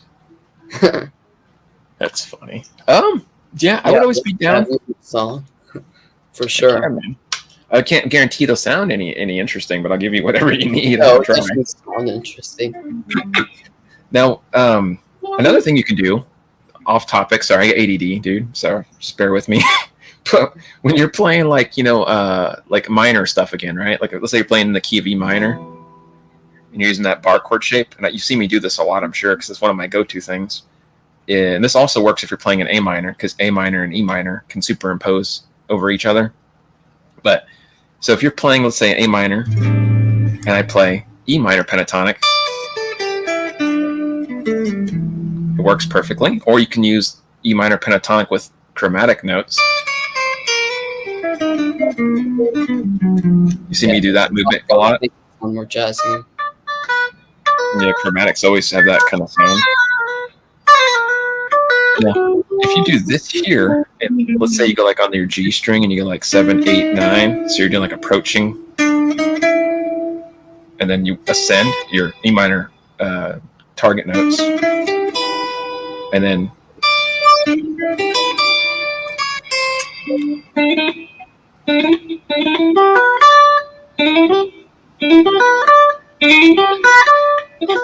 I do this a weird to position to the street. it's a little strange, yeah. Then you're gonna walk down like, and then you're gonna go 6, 7, yeah, and you're gonna descend.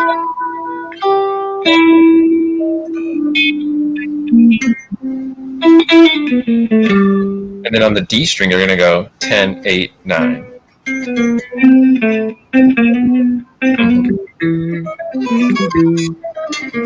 That's crazy. Sounds cool, but super easy. So if I play like A minor and you do that, same thing you just did.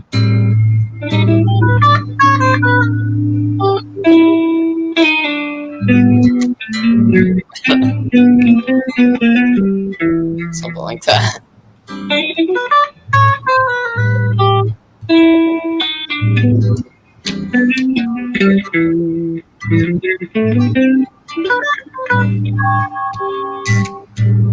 That chord worked well with what you're doing. You can do anything. Yeah.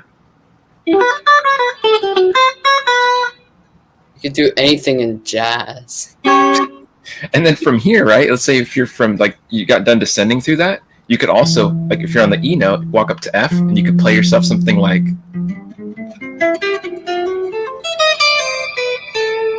And all of this is I'm playing like in a major 7 arpeggio, so you have like. You just use chromatics now like this.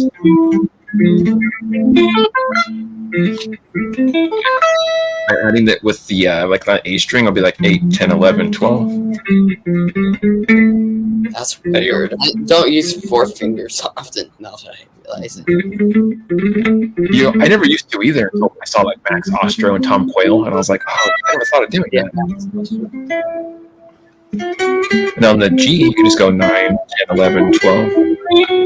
And then on the E string, it's going to be the same as your A string was. Mm-hmm.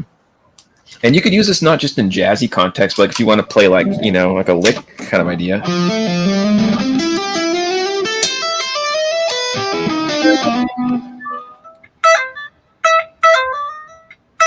Let me put some old gain on. That always feels good to do.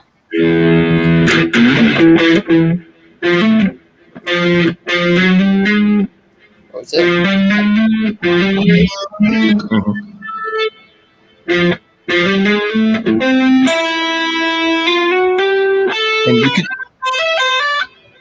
And you could also do things where you like hammer on and then like off and then back on.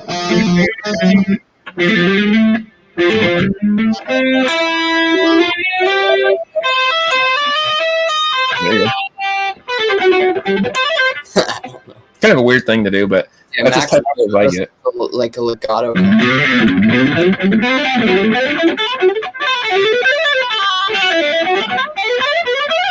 He's definitely like mastered the legato. Oh my gosh. Yeah, those guys are crazy, man. Rick Graham, Tom Quayle. I have like 3 different Rick Graham videos that I bought, like package ones, and like the whole video is just him like, all right, guys, he's like, now I'm going to teach you about like the physics of the pick and how it's going to move in like multi-dimensional directions. I'm like, what are you talking about, Rick? And he's like, yeah, it's just like, it's quite interesting, really. I'm like, is it really interesting? Because I don't know what you're talking about. Like, what does it mean? But like, if you ever need like just if you're ever bored and want to mess with different exercises, like I said, a whole like zip folder of like Max Ostro, Tom Quayle stuff, Rick Graham stuff that's over my head that you probably could get because you have all the crazy technical hands. So yeah, if you're ever bored one day, just let me know, dude. Cool. That's crazy. Reminds me of the Yingwei videos. So you just take your hands and yeah, here's the lesson. That guy's just, a whole nother level, man. I remember like when I first saw him doing Far Beyond the Sun, I think it was, or maybe it was the Arpeggios from Hell video, and he's just like, hello everyone, he's like, this is the Arpeggios from Hell, and he's like, check this out. Or whatever.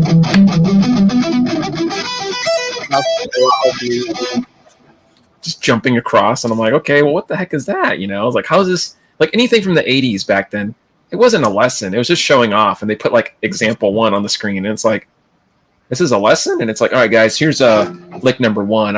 I'm Tony Salami here, and this is how it sounds. It's really important. I'm going to play slow for you now. Like Johnny Blaze, kind of.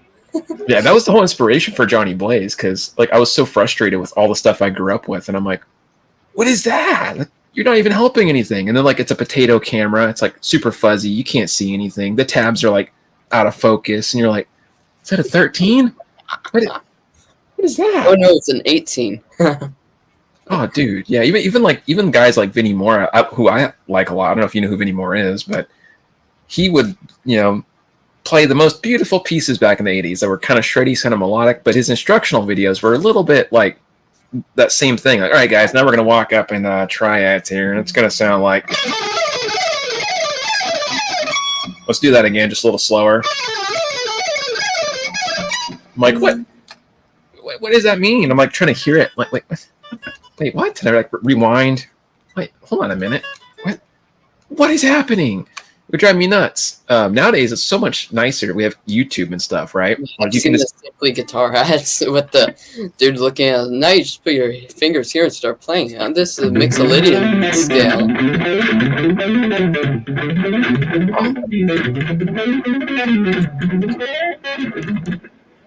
Dude, in modes, don't get me started on modes. Like, that's a thing that, oh my gosh. Like, you're on the internet, you probably see people argue about modes all the time, right? I guess. I don't know. I see it, man, like every day. I'm on Reddit or Ultimate Guitar or some of these sites, and I'm always getting these like, that's not Mixolydian, or here's Lydian. And I was messing around with this one Dorian thing, and I'm like, okay, and I listened to it, and the guy's like playing over a C chord, and he's playing oh, look, guys, I'm doing D Dorian. But it's like over a C chord, and there's nothing modal happening, and I'll be like commenting, that's not Dorian. That's just C major you're playing. You need to have the D minor chord. Right. Because yeah, imagine if like Manuel was stuck in like the 80s style lesson. So we're gonna go. Yeah, so it's just this. I'm gonna play a little slower. This is like the picking. This is how it goes. Yeah, it's a little slower.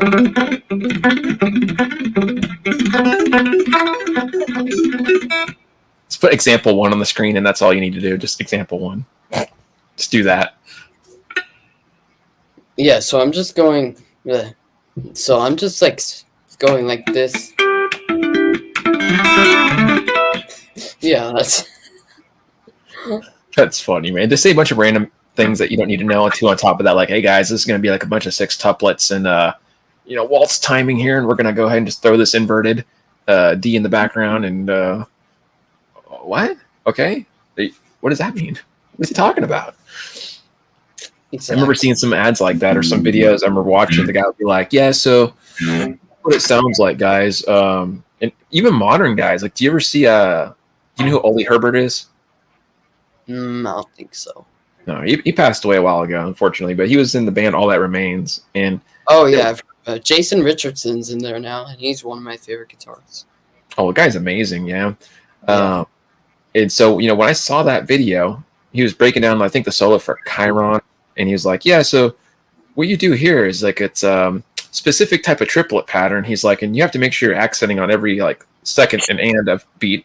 I'm like, this is really detailed to the point where it's almost boring. He's going into like so much detail, and he's like, yeah. And then when you string skip over here, this is going to be like the end of a triplet one, so 1 and 2 and he's like, and then you got to watch out for this enclosure here. And I'm like, at the time I didn't know what he was talking about because I was younger, and I was like looking at the video thinking, in English, like for people that are like not there yet, can you explain it in English? Like, Exactly. I didn't know that. Yeah, Jason Richardson's crazy too. He's like, and have you seen the Titan playthrough? Titan, the sweep it. It's like I like slowed it down, and it would actually sound like a normal arpeggio. Slow down. That guy is probably one of the fastest players I've ever heard in my life, and I've seen him playing live, like on videos. Rift to tendonitis. Mm. Oh my god, that's. Yeah, no thanks. I wouldn't even try to attempt. I'd have like an anxiety attack playing that because it's like I probably wouldn't breathe. I'd just hold my breath and. Yeah, I mean that sounds like 175 for 3 BPM. Oh man, that's crazy, dude. So did you ever attempt to actually play that one? You said. Yeah. I did a stream of learning the full riff actually. Oh my gosh, do you remember how to play it still, or? Yeah, I don't have my 8-string with me, so I can't play it right now. It's all right. No, we don't need tendonitis right now, anyway. There's definitely a reason why it's called tendonitis, and you know something's gonna be hard if he composed it out of a synth arpeggiator. Oh my goodness, I didn't know that. That makes sense, actually. It just he's jumping all over the place. Yeah, man. The stuff people do nowadays, it's just like it gets to a point where it's almost like not inhuman. It's just like crazy. Well, maybe a little inhuman. Kind of a trip. Yeah, like Rings of Saturn. I watched some of their playthroughs, and they're like sweeping like this fast. I'm like, that's as fast as I can sweep right there. That's...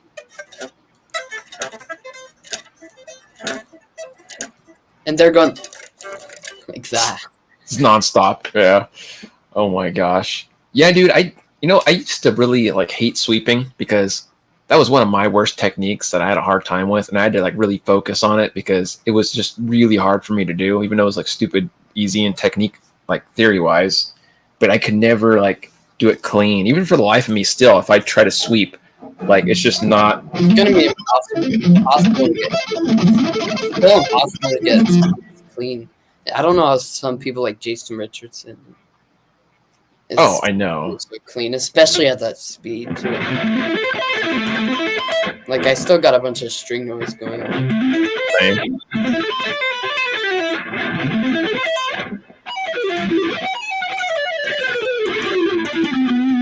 Yeah, and then I saw a video. He was like, yeah, I don't do arpeggios normal like this way with my rolling of the finger. He's like, I just move my fingers over. I was like, you just use, like, you're moving your other fingers? Like, how is he doing that?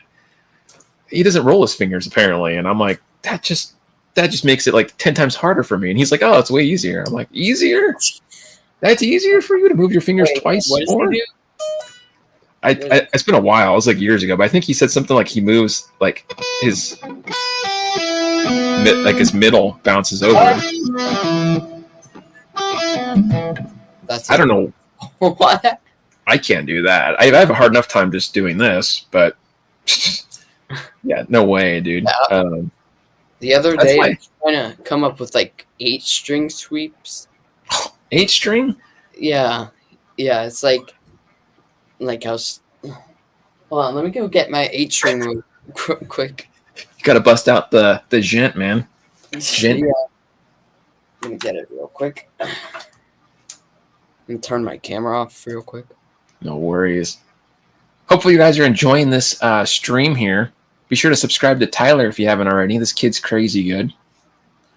We're going to be doing some more jamming for you guys for another, I don't know, hour or two, depending. I don't know what the time difference is. I forget because Tyler's in a different state than me. But either way, we're going to be here for a little while longer. So super cool. Thank you guys for hanging out. Be sure to let us know what you guys want to talk about in the comments. We're not ignoring you guys.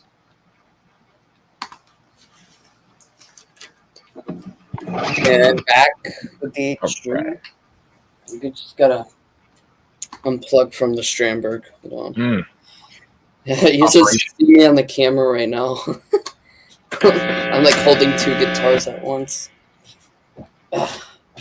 The extra fun. Okay, let me show you the 8 string sweep set. Sorry for all that noise. Oh, that's okay, man. It's part of being a musician. Oh, look at that. Let me Pretty tune guitar. it standard. Okay, so what was I doing?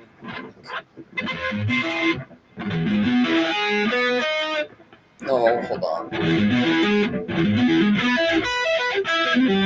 I don't know. I was trying to messing around with 8 string sweeping.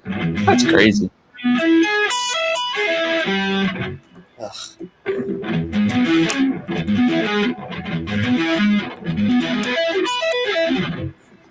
I'm not good at it right now, but That sounds pretty good. yeah, I don't know. That's crazy, dude. The spacing, and I already know how big like a 7-string neck is, but an 8-string neck's got to feel really uncomfortable for sweeping. Not really.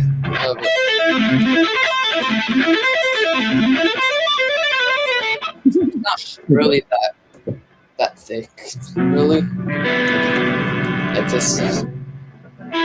Dang, man, that thing's almost as wide as your head. That's a big guitar, man. Not really. You should see the 6-string neck. 6-string, at least. Yeah.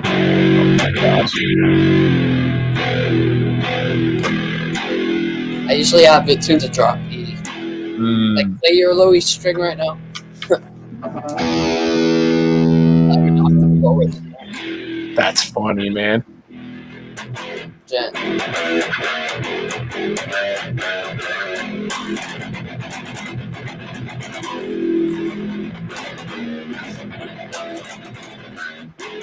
You do some lead over this. You want me to do some lead for you? All right, let me turn my echo cancellation off.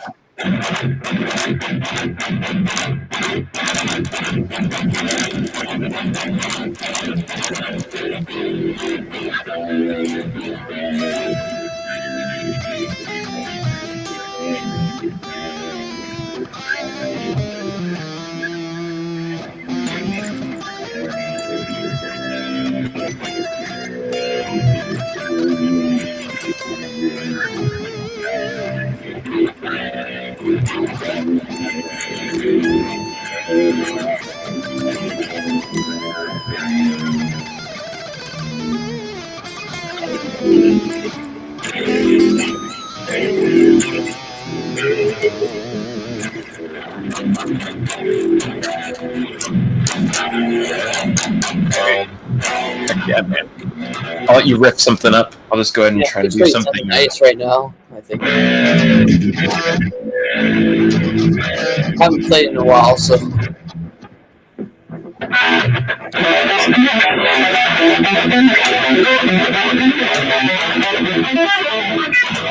I'm very sloppy at that. That's crazy. I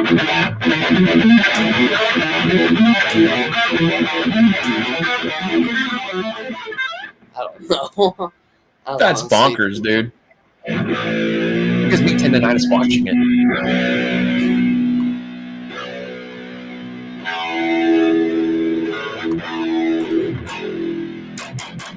Let's do some more jamming now. Jamming, man. Heck yeah. Let's get some drums going, I guess. Some Max backing track. Heck yeah. You got a preference for which one? Do one of the Meshuggah styles. Okay.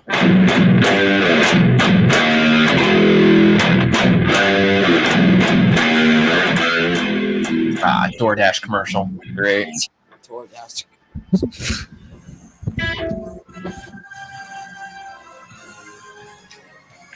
You can jet with that.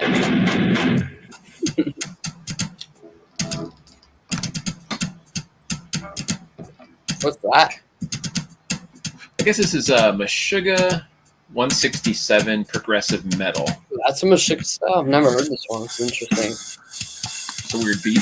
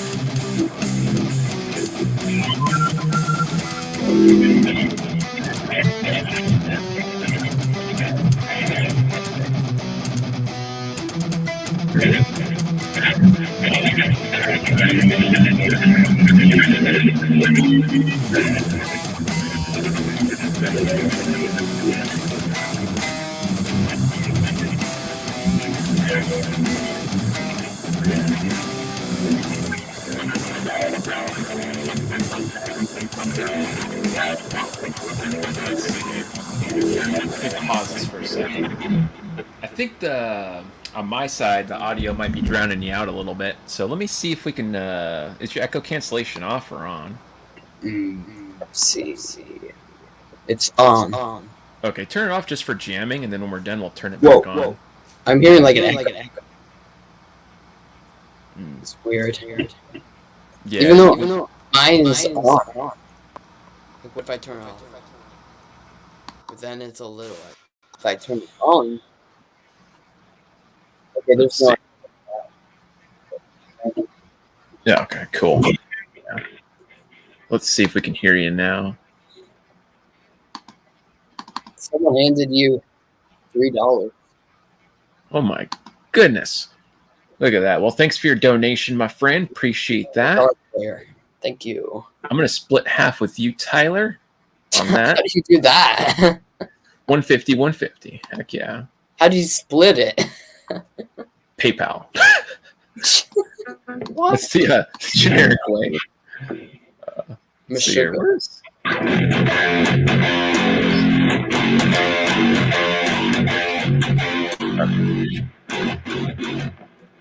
All right, let's try this again. But yeah, I think our mics will echo if we turn off the cancellation, so we just can't talk with them. We just have to play, I guess, if we're going to turn them off. But let me go and put the song back on, and then we'll go ahead and turn the echo cancellation, I guess. And I'll turn mine off and yours off. We can GM. I notice sometimes when I'm watching your streams, you tune your E string to like a B, like if it was a 7 string. Like, it's like B A D G B. It's like interesting. That's the what they call the poor man's edition for a drop tune. I think it's pretty cool. I've tuned my bass to that tuning, like a B A D G kind of thing. Have you really? Yeah. Oh my gosh, that's funny. Let's see. I'll try to join back down on that. This should be the next pattern I do. Ooh, that sounds like Doom.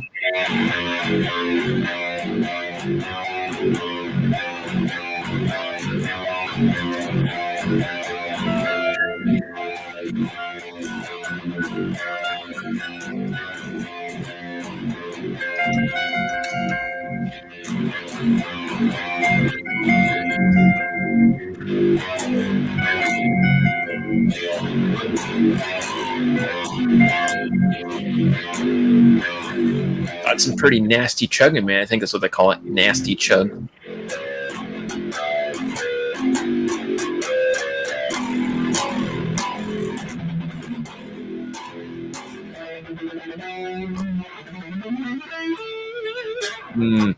Yeah, I think it gets like eaten up because the echo cancellation's on. Yeah, let me turn it off real quick. Yeah, we'll turn it back on after. Okay.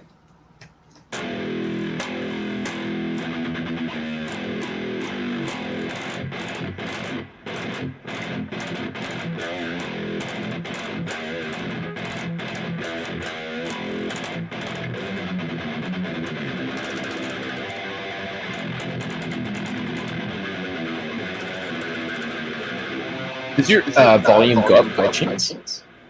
Is my what? Oh, can your volume go up for your amp? Yeah. There we go. Better? Yeah.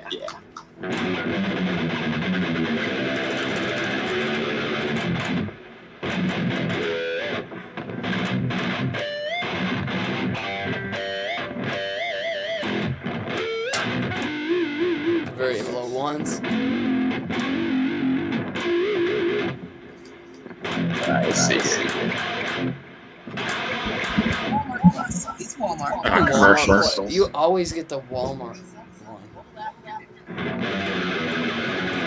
All right, I'm gonna put echo cancellation on here. Oh, I guess mine's already on. Let's put yours back on.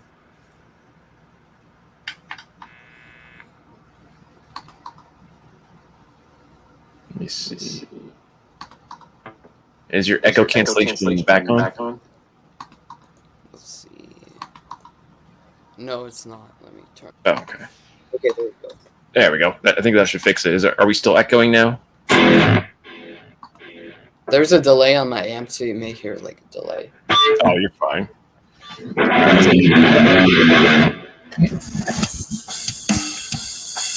Which one's this? This is another Meshuggah one, I guess. It's 282.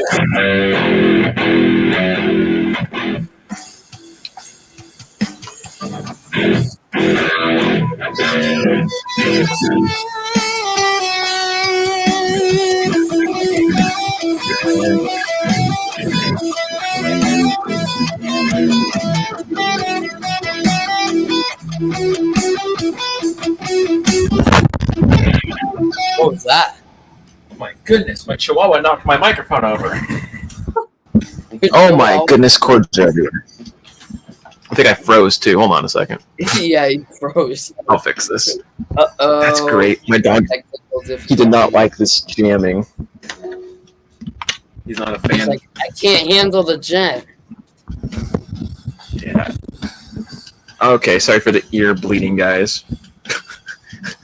Okay, let me fix my camera here. Because he pulled my cord out. There we go. We're back. We're back. The chihuahua didn't like the jet. He's not a big fan of me doing this.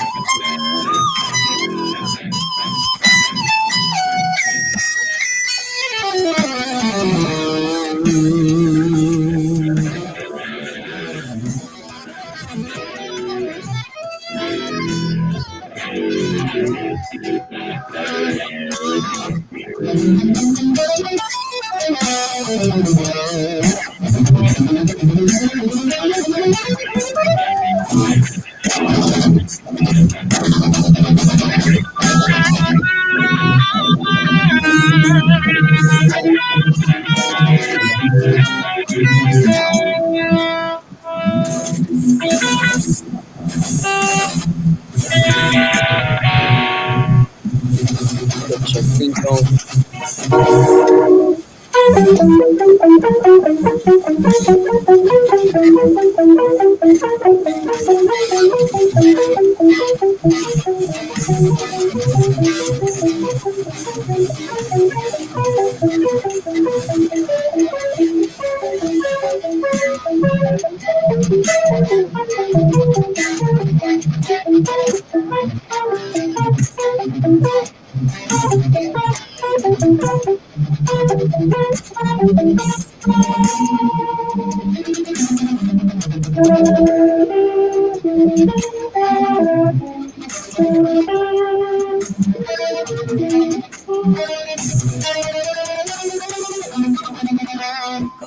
Oh no, commercials. What? Google, not Google, get YouTube Premium.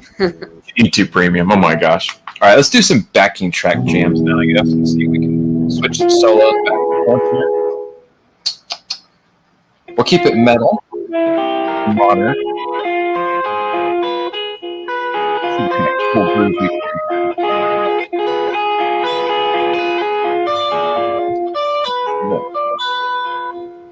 Epic melodic metal backing track, modern. That's a lot of words. I'll let you go first.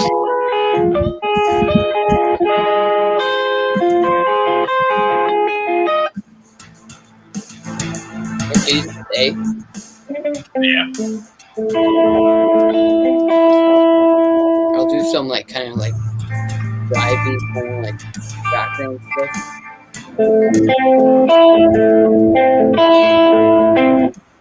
I think you should turn echo cancellation off. It's kind of getting drowned out. See.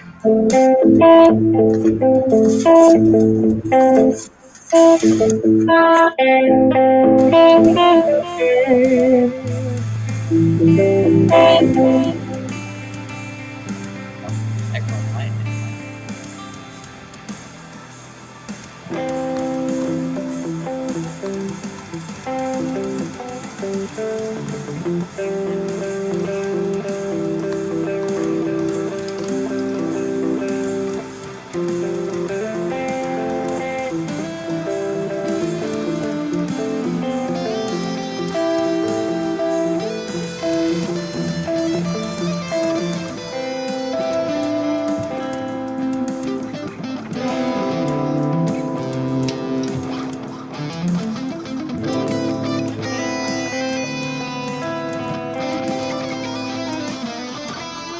There's that lick.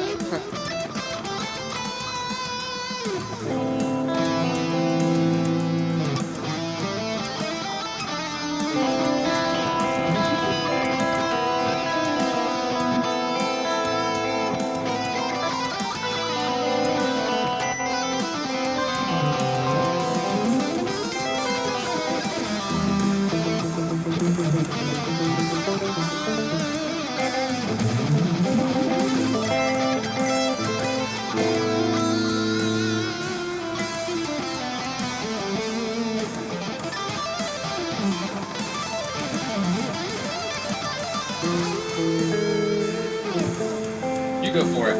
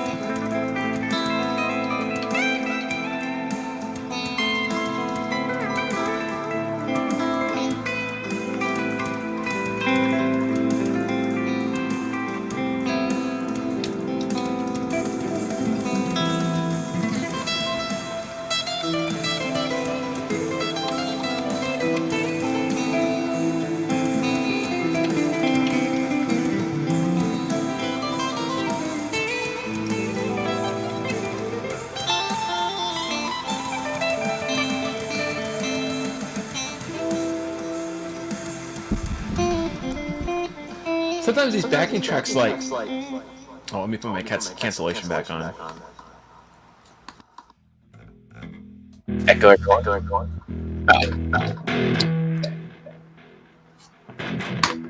Okay. Let's see here. Yeah, sometimes these backing tracks get a little bit. Oh, I see. I'm still echoing. Is your cancellation back on? Let's see. Let me. All right, there we go. But yeah, these backing tracks, man, I wish they had more going on. Sometimes they're so like they sound good, but then it's like repeat. Yeah, they're all repetitive. Like they all repeat something. Yeah, you're like, where's the change? There's got to be something happening, and then it's just like, yeah, it's just the same thing over and over again. Telling you, dude. But awesome. Hope you guys are having a good Saturday so far out there. Thanks for joining us. We're here with the Shred Maestro, Tyler Shep, 13-year-old shredder. Go check out his channel if you guys haven't already. This dude can straight up shred, as you can obviously see. Kind of hard to deny that one.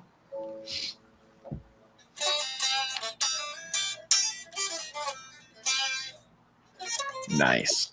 Some little clean shreds in there. Heck yeah, man. That's not even clean. I'm just unplugged there. Oh, are you really? That's funny. Went acoustic. That's what genting sounds like unplugged.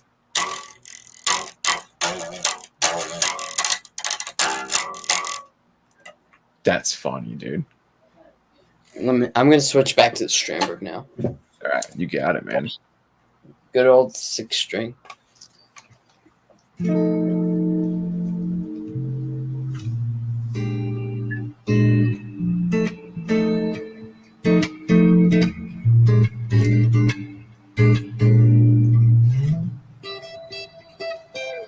Mario. Sounds good.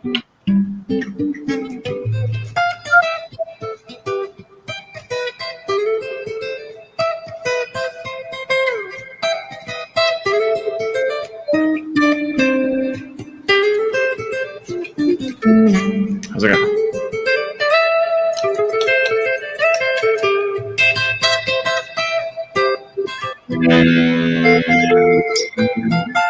Mario Gent. Mario Gent time. There you go. Yeah, I think Stevie T did that. Did he really? Oh my gosh. Something like that. I'm going to have to check that one out, man. I'm out of the loop. I think he did it like a while ago. Like a heavy metal version. Yeah, like Gent.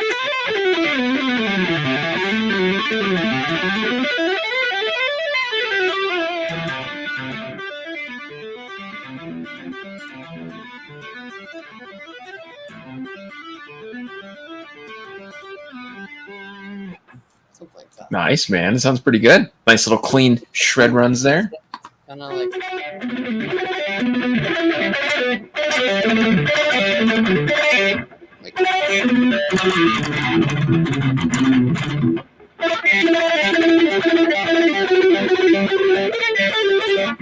That kind of stuff. Like it's down, up, then pull off and pull off. Oh, I see. With the palm hitting. Kind of like a slur motion with the pick, like a sound. Yeah. It's not really like selective picking, but it like sounds kind of like it.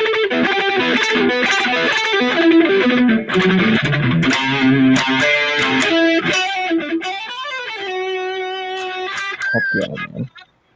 Let's do some like jamming without any backing track. Some jinting. Oh my goodness. All right, show me some jinting moves you got there with that.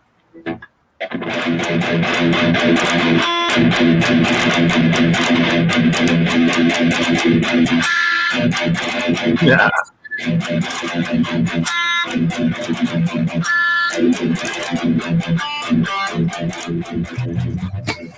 Look at my distortion back on.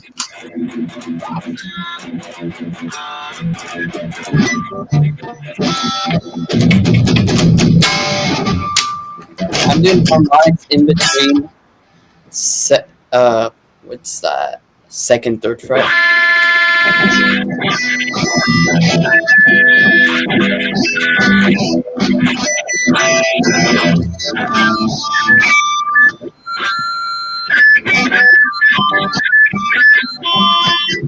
Oh, a strange area.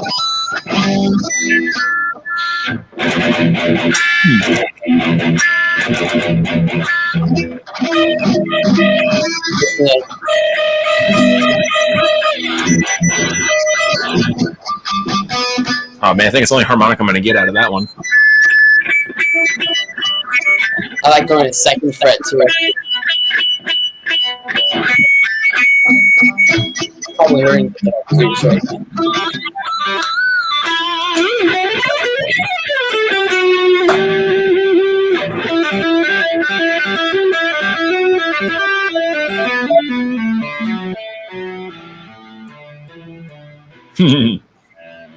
Heck yeah, man. You know, this reminds me, just watching you do the tapping thing of that Eddie Van Halen thing you do where you play the solos at the same time, like the Beat It one and the other one. Mashup, 80s soul mashup. Yeah. That is killer, man. I never tap with my pointer. I always tap with my metal.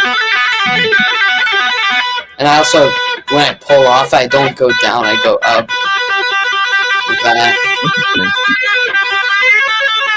It's like normal to me. That's so strange. You go down? Like, Yep. That's so weird. That feels so weird. This just feels natural. That's funny, man.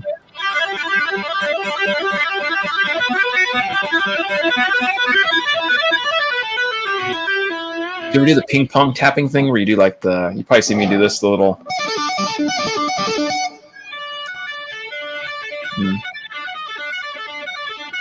You guys see that in the end of the Moonlight Sonata that you're working on? Because that's where I stole it. They have like this piece where they're doing in the void somewhere. It was like, oh yeah.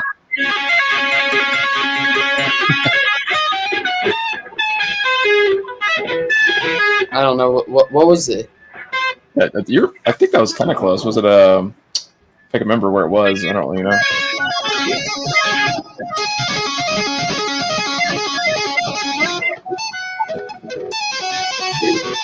No. Basic. Then that's my soul.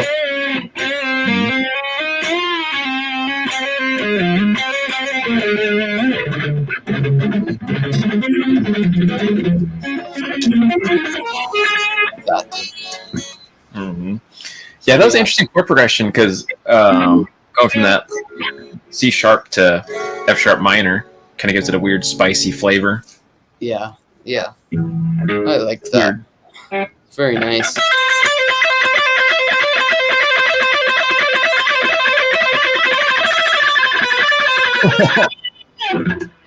Oh my gosh, man. Death metal action. Let's do some death metal right now. Death metal? Okay. They're screeching. Yeah. Kid screaming right at that. There you go. That sounded like some job for a cowboy or something there. Yeah, I accidentally unplugged myself. That's because death metal hurts, man. The diminished ones are fun. How do you usually do arpeggios when you're improvising? Me? Well, it depends. I think of it two ways because arpeggios are just like your chord tones, right? Like triads. So I could think like if I'm playing over like A minor, I got root, flat, third, fifth, 7, 9, 11.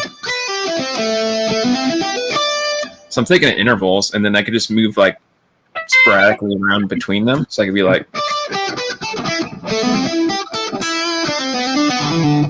or something like that. But I'm using like this as a gateway to get from one point to the other. Unless I'm playing something really like cheesy, like in that Void song where I just played the little sweepy thingy that went up the neck. Yeah, like which is I do this a lot. Like, I see, like a descending arpeggio.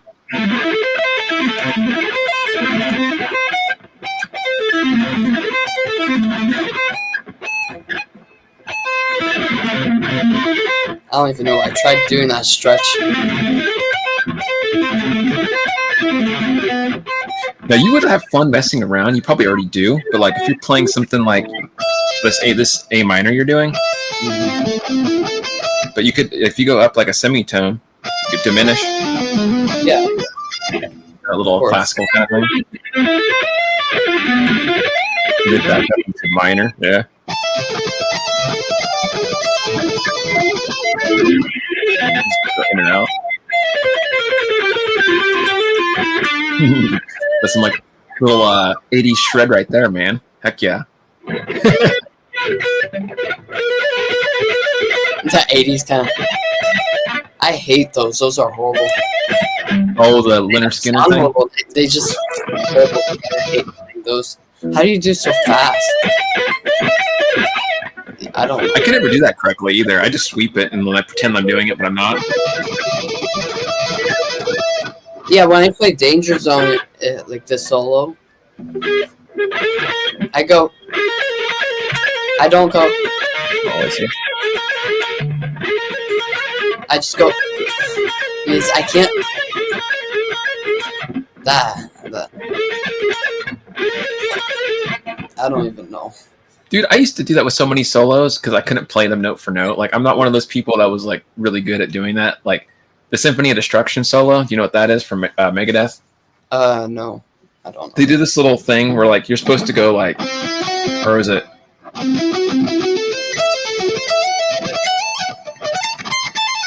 Or something weird. Something like that. But I always did it wrong because I would do. Oh, I wanted to tap it.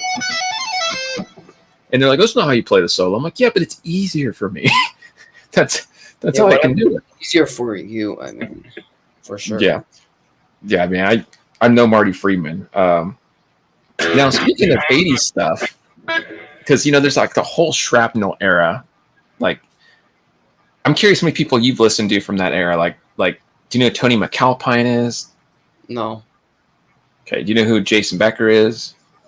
Yeah. Okay. You know who Paul Gilbert is? Yeah. Okay. Marty Friedman, we just mentioned him, but yeah. Oh, okay, cool. You know Greg Howe is? Name sounds really familiar, but I don't know. This guy's not as 80s, but Guthrie Govan, you know who he is, right? He's more modern. Yeah, of course. I know. Okay. Let's see, who else can we mention here? It's like good. I did mention Vinnie Moore earlier. Do you know who he is? Sounds familiar. A lot of these sound familiar. Michael Romeo? Mm-hmm. A lot of old stuff. You might find it boring now. I don't know, because I mean, at your age, it's the new stuff nowadays. But you might take a look at it. Great, like even the Final Countdown. Oh.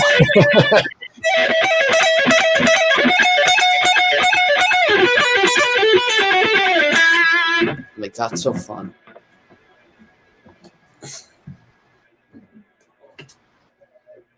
Are you lagging? Oh yeah, dude. Well, we had like a lag on my end. Yeah, I think my internet's having a bad day. Good old Spectrum, dude. Oh wow! All right, there we go. Weird. Is it back normal? Wait, talk. That was ridiculous, man. Yeah, I get this like every few days. Where's lag? Let me see if I have something here I was going to show you. I'm trying to open up a folder. That's probably why my computer's freaking.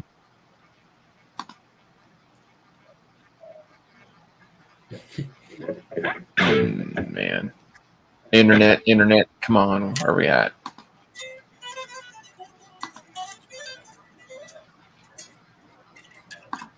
Okay. What about now? Is the lag a little bit better? Talk. Say a word. Let's see. Check. 1, 2. Check. The quality is really weird. Like the pixels and everything is kind of lagging still. Oh man, that's awkward. Let me turn my cam off and on, see if that helps.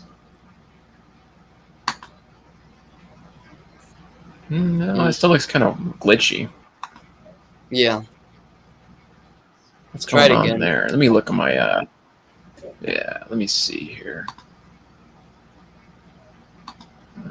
Reset that. Okay, what about now? Any better? Looks kind of glitchy. Just a little bit. It's still kind of glitchy. Like you said. Yeah, that's weird. Man, always when you least Kind of better expect. now. It's getting better.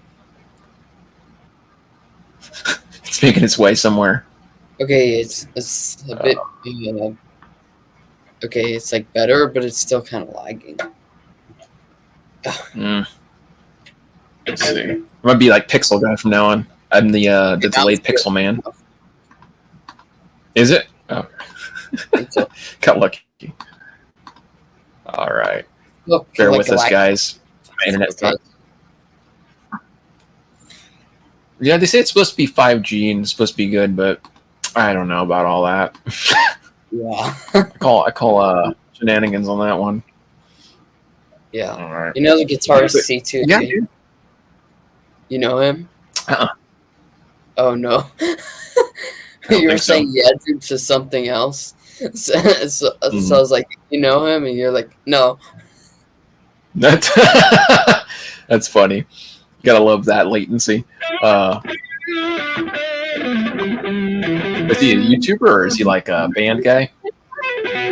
He's a guitarist. He's opened for like Plenty a few times in intervals stuff. Oh, okay, like a solo artist. Yeah. I actually covered a part of his song, and he actually commented on the video. Oh my gosh, man, that's awesome. Heck yeah. That's great. This one Yeah, here.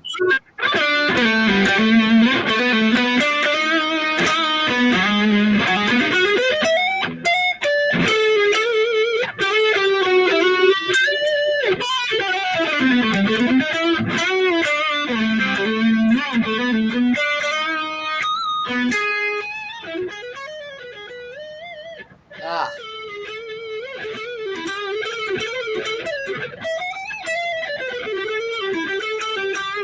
So it's like prog metal and jazz, like fusion, kind of crazy. Sounds like fusion, yeah. Yeah, a little fusiony, and he's prog metal, but it's like a bit fusiony, prog kind of thing. Yeah, that really took off over the years, man. There's been a lot more fusion than there used to be. People used to make fun of fusion, but now it's getting more respect. Why did fusion get made fun? A lot of guys were like, "Oh man, that's elevator music. You know, you're just playing J.C. Penney's, or that's Cole's music. That's not metal, you know." So, I don't get elevator music. I never hear music in elevators. yeah, it's pretty silly, man. But to be fair, I've always had a weird taste in music. You know, I've always listened to a lot of random stuff. Like when I was really young, like probably your age, I used to tune into the jazz radio. I didn't know what I was listening to, but I liked it. Smooth jazz, regular jazz, whatever, sounded good. You know, if I found a station that had funk, I'd listen to funk, Tower of Power, you know, which you probably don't know who Tower of Power is, but old band. Funk stuff. Always liked funk and soul music, which is funny because, you know, I play kind of the opposite. I play a lot of noodly guitar stuff, but yeah, so like people assume they'll talk to me right on Facebook or whatever, or here on streams. They're like, "Oh, Lester, what's your favorite Metallica song, man?" I'm like, "Yeah, what's your favorite metal band?" And I'm like, "I don't know. I don't listen to that music. I listen to like Peter Gabriel and like, you know, funk and pop." What is your metal artist if you had to choose? If I had to choose, oh man, that's tough. Like a whole band would be like, I liked Trivium a lot when they first came out, like years and years ago when I was probably like 15 or something. They were pretty cool. Mm-hmm. But they had a lot of identity crisis. Like, you know, they went through like, we're Screamo. No, we're Metallica. No, we're Screamo again. No, we're pop. No, we're Screamo pop. No, we're Screamo Metallica pop. And I'm like, I just kind of lost interest after a while. But they were really cool when they first came out. The first few albums are pretty solid. I couldn't get into some of their other stuff later on. It just sounded kind of like it's getting too much for me. But modern bands, if I had like a modern band I had to pick, I'd say probably like, not metal, but I think Intervals, because you know who Intervals is. I like them a lot because they have like modern funk sound. I actually met Intervals. I think I remember you showed me the picture on your website actually on that one. Yeah. You know Jacob Uminski? He's in the band, right? Yeah, he's the bass player. So he had like this. Intervals had this like studio documentary at the end. He did a Back to the Future reference. You know that new sound you've been looking for? Listen to this kind of thing. And he was on the phone and stuff. So I went up to him and copied that. I said, "Do you know that new sound you've been looking for? Listen to this." And I played an interval song. He's like, "Wait, is that from the video?" I have the video right here. I have my mom actually recorded that while it's happening. Oh my gosh, that's funny, man. Yeah, we got to see that. That's Yeah. quality entertainment right there. Hold on, I'm pulling it up. Here it is. Okay. Wait, is that from the video? No! I wasn't expecting You're that. my favorite. What's your name, bro? Tyler. It's been a pleasure to meet you, bro. I wish I had some guitar picks or something. Yeah, that's it.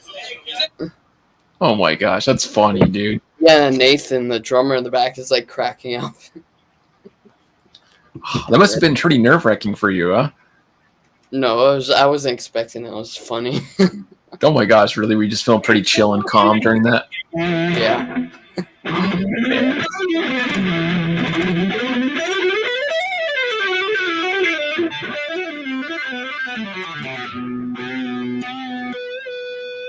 Nice, man. Heck yeah.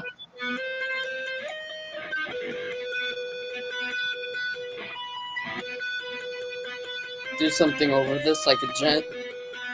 Gent style. Dun, dun, dun, right?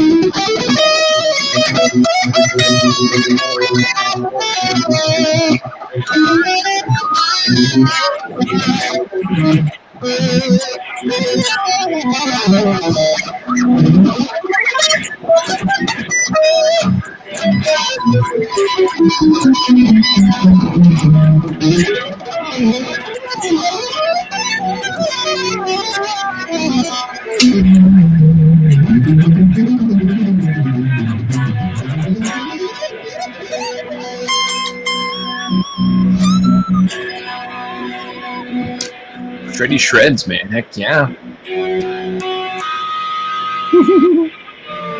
That's a pretty chunky riff right there you had, man. It sounded pretty gnarly.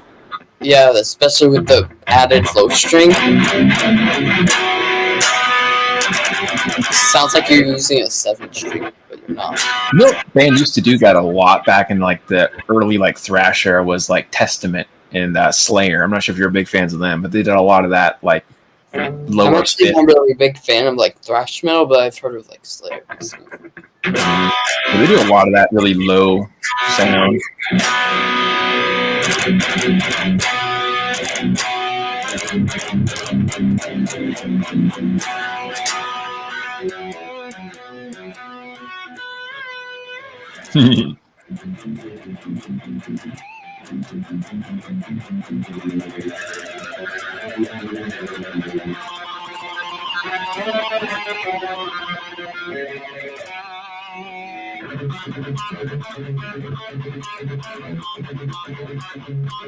You jam over this. Want me to jam over that one? All right, let's see.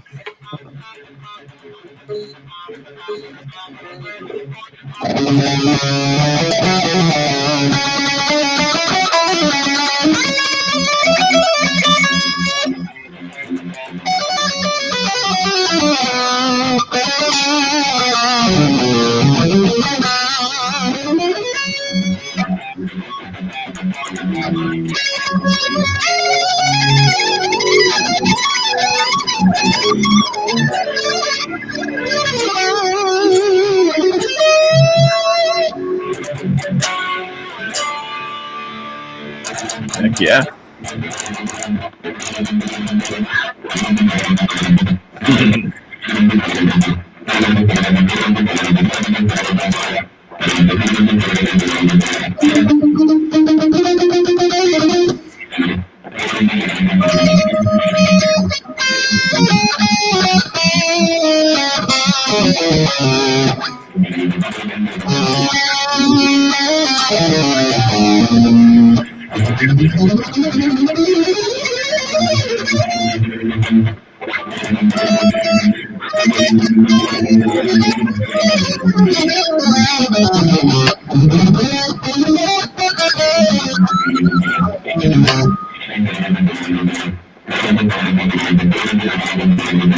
That's a weird pattern there, right there, man. It's a funky little rhythm.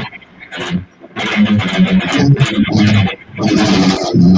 mean, yeah, as sugar as possible. I never listened to Meshuggah. Maybe like one song. Have So you I don't know a whole lot. have heard "Bleed"? Like their most popular song. You know, the one that goes. I think so. Yeah. I think I've heard only the riff though. I haven't heard like the whole song. I've only heard that one little piece. Yeah, I'm learning that, and I posted a video where my mom tricked me and turned the tempo up, and it's already hard enough, and That's funny. at its regular speed. And I did a bunch of like my first like editing, and the edits are pretty funny. Oh man, that's awesome, man. First editing, I use like CapCut. Oh, okay. What do you use for editing? I use Filmora, but CapCut's good. I've heard a lot of good things about it.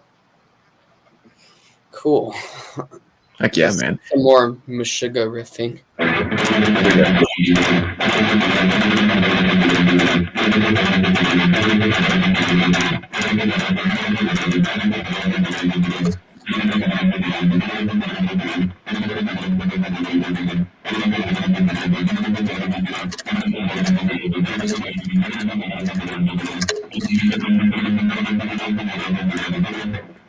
That word a few times. Thought you were saying Meshuggah as in crazy.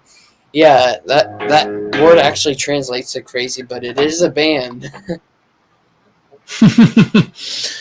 Yeah, I didn't know it was a band until like a couple years ago too. Meshuggah isn't really that new too. They like started in the 80s. Everything. It was like the oldest prog band I know, like gent band kind of. They were releasing their proggy kind of stuff in like the 90s too, I think. So that was cool. Oh, gotcha. That's funny. Heck yeah,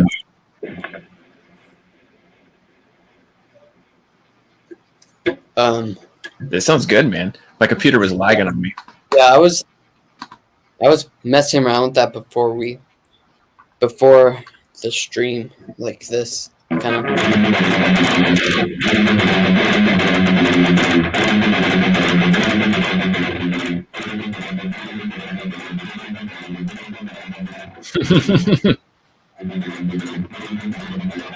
Heck yeah.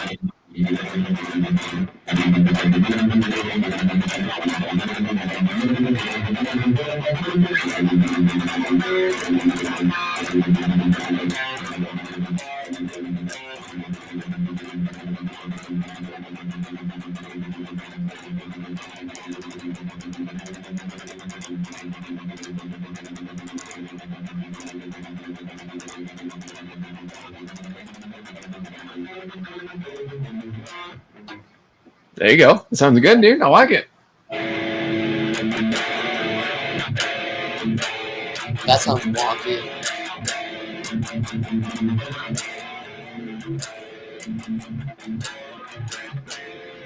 You jam over this.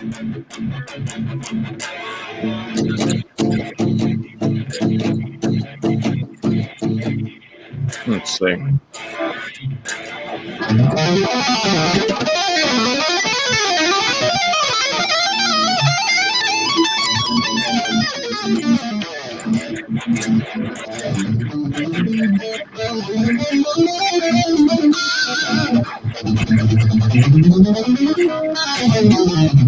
By the way, the structure I'm doing there is a bar 7/8 and a bar 5/8. 1, 2, 3, 4, 5, 6, 7, 8. Wait.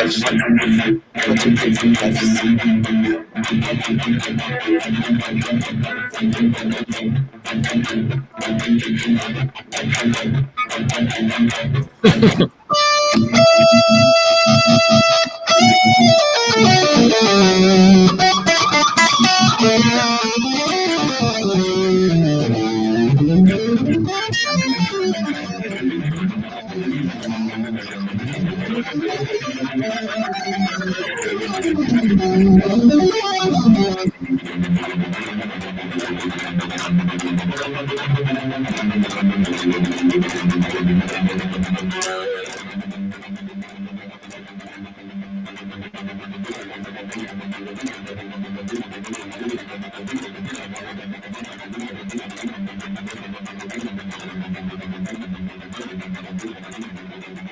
An interesting pattern there, yeah. A lot of switching around on that one.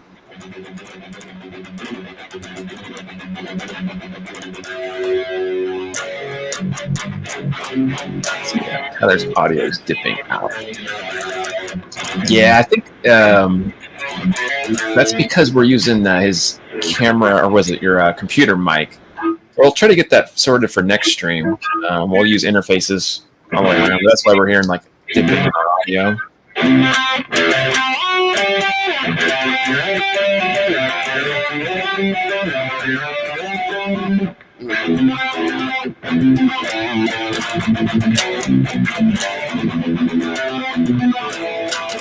Oh yeah, absolutely, man. Definitely agree with you on that one.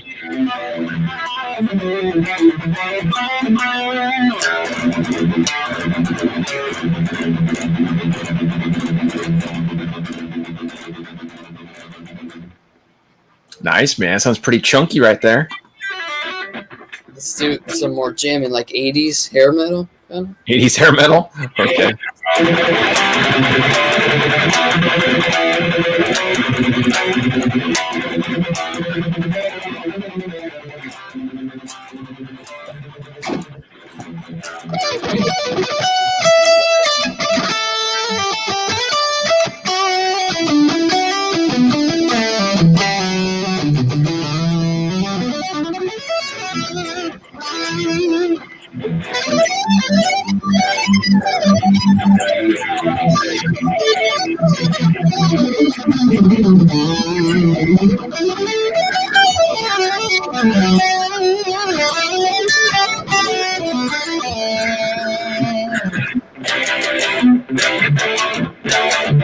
I'll let you go and shred that, and I'll give you a pound.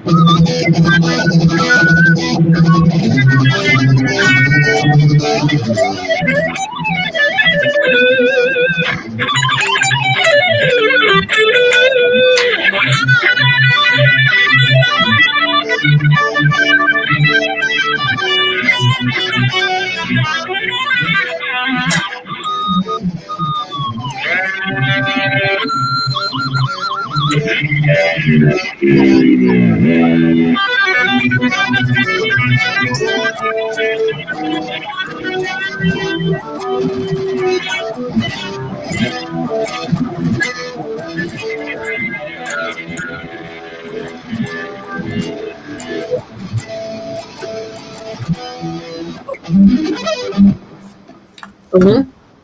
Gotta get the hydration. Yeah. Don't blame me, man. That's smart, actually. I think I might get my water while you're doing that. We'll get some liquid, man. Yeah, definitely.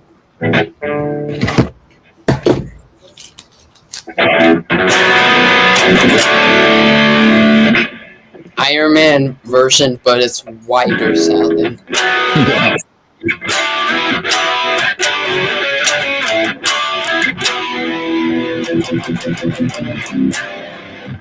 Let's do like And then- a core slash gent, kind of like Oh. the backing tracks. Like do like. Let me think. Which one? Whichever like metalcore ones show up.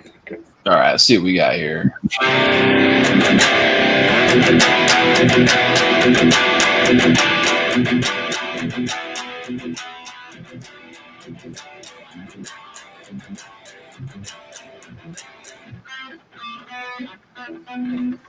Polaris. I think I've heard of that band before. Maybe. Yeah, I've heard of them.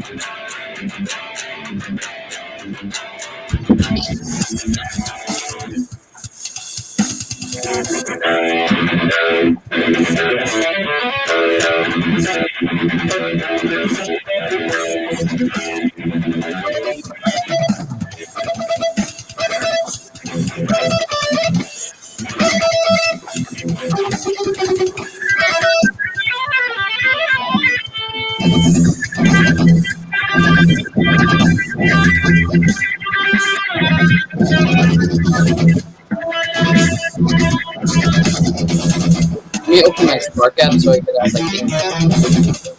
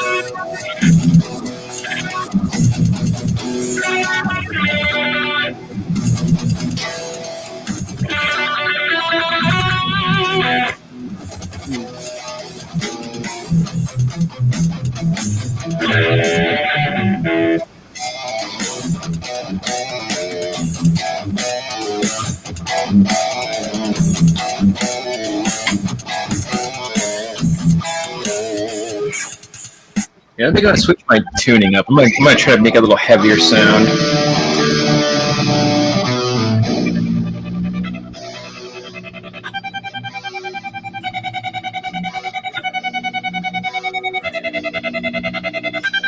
Look, I got a kill switch. Oh. No, it's just tremolo. I'm looking down like, what is that? Switch. Yeah, man.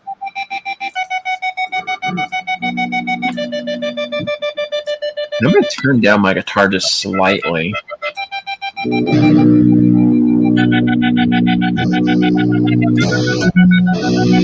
Just for the background.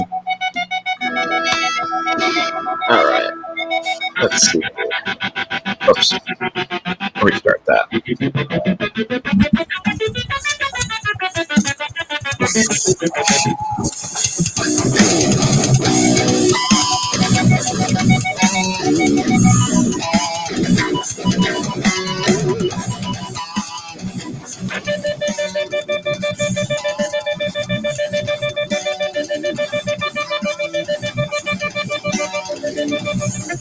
Wait, what BPM is this? Let's see. It says 140. Okay, let me put my BPM presets at 140. Yeah, go for it. Let me fix this while you're doing that.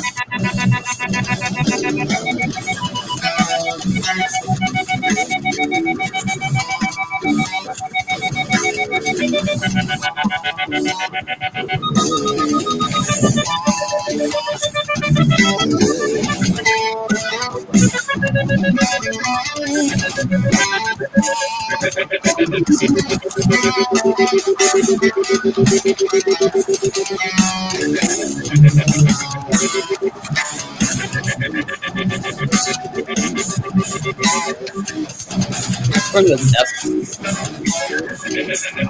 Sounds better.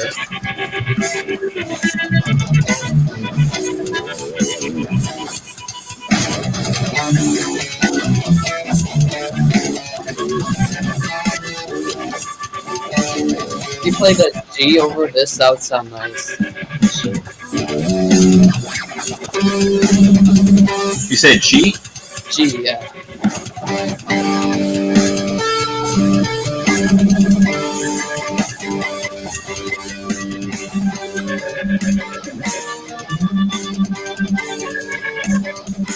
Wait, stay in like B, but like do like a G chord there.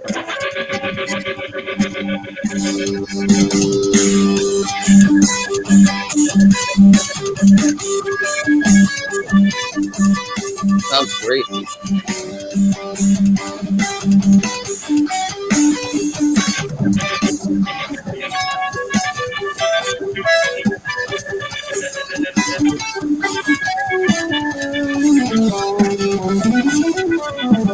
You got like a little G Lydian thing going on.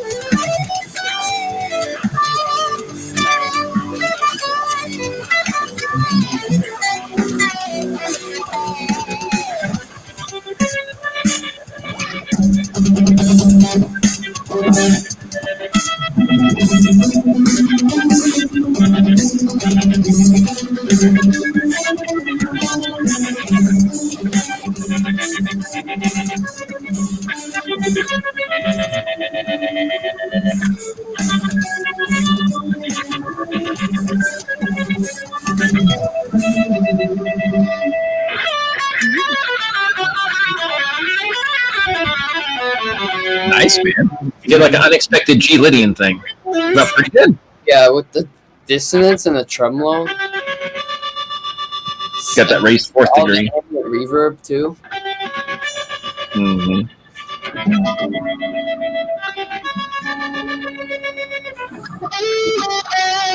Has a nice little Satriani sound for sure. Whenever you can, you should really get like a Spark amp. It's like so much easier.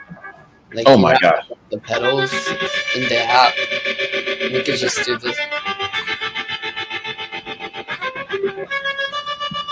Oh, I bet, man. It's got to be pretty interesting to have that. Yeah. What's up, Tim? Welcome to the stream, my friend. Looks like you're lagging again. Uh-oh. Let's see here.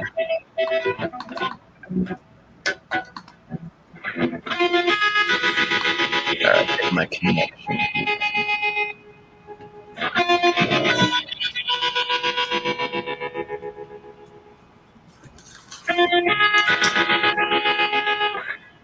That sounds pretty groovy, dude.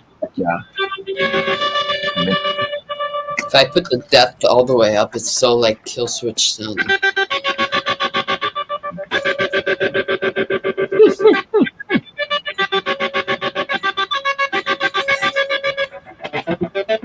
Playing the notes in time with the tremolo is funny.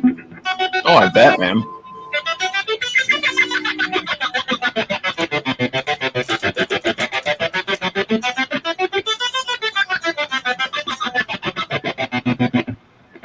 got like a triplet thing going on.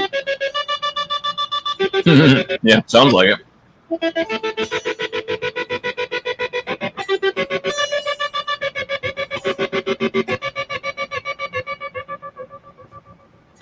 That sounds good, man.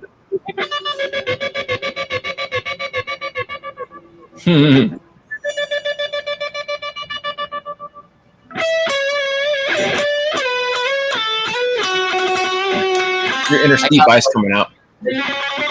Got like a ton of reverb.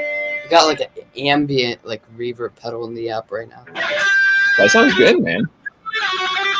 I love it. Yeah.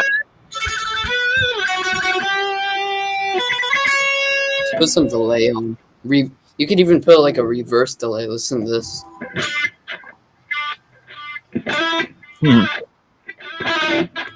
Like if you play. That's silly. Oh my gosh. It actually the stuff sounds. they make. It actually sounds really good in the context. Like.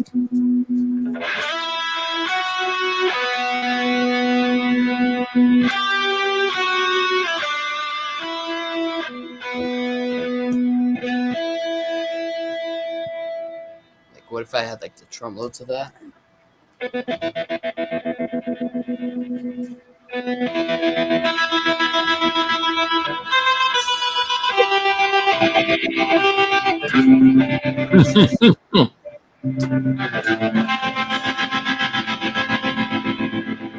Sounds good, man.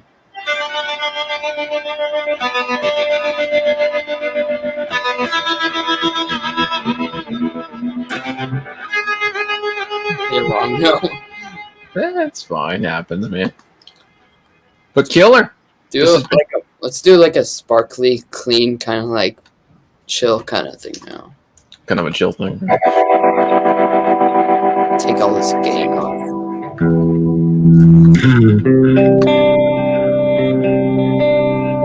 Like the reverse thing sounds really cool in like ambient kind of context.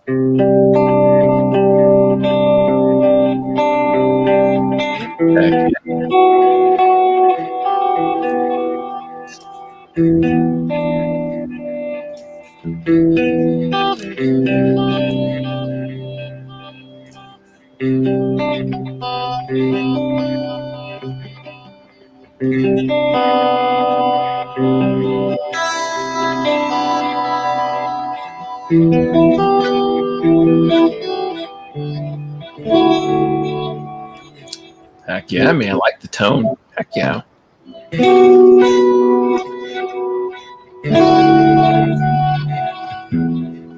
Well, super cool stuff so far. Very cool, my friend. Unfortunately, I'm probably gonna have to end the stream here pretty soon. I gotta do a lesson from a guy in China here in about 10 minutes.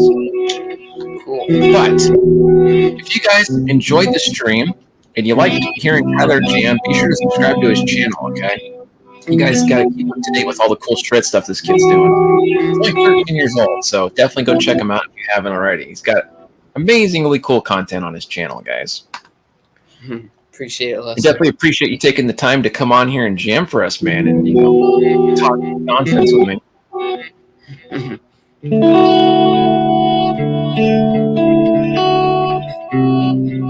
Yeah, the reverse delay sounds pretty cool. Tyler definitely rocks, man.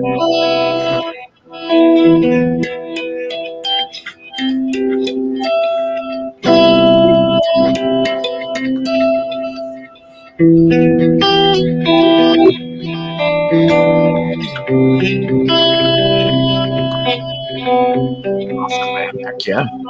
So, with that being said, any final words for us? Anything you want to tell the people before we head out of here? Does Johnny Blaze know that he stole his guitar? Yeah, he's away on business in Bangkok. So when he comes back, he'll probably take his guitar back, most likely. I wonder where Matt Blaze is. Maybe like talking to you right now. He could be. You never know. multi-dimensional stuff. Aren't you Johnny Blaze? Me? Oh no, man, that's my twin brother. Or second cousin once Wait. removed. Wait, Johnny Blaze is your twin. I Mm. thought Matt Blaze was his twin. I'm like his third cousin once removed, added back twice, taken away again 3 times. I don't know. Some distant family tree of like a long lineage and these, ancient scrolls. Not like the elders. I don't know. It's like some nice clean, You could jam if you want. Thing here. Yeah. Put this back in streamers.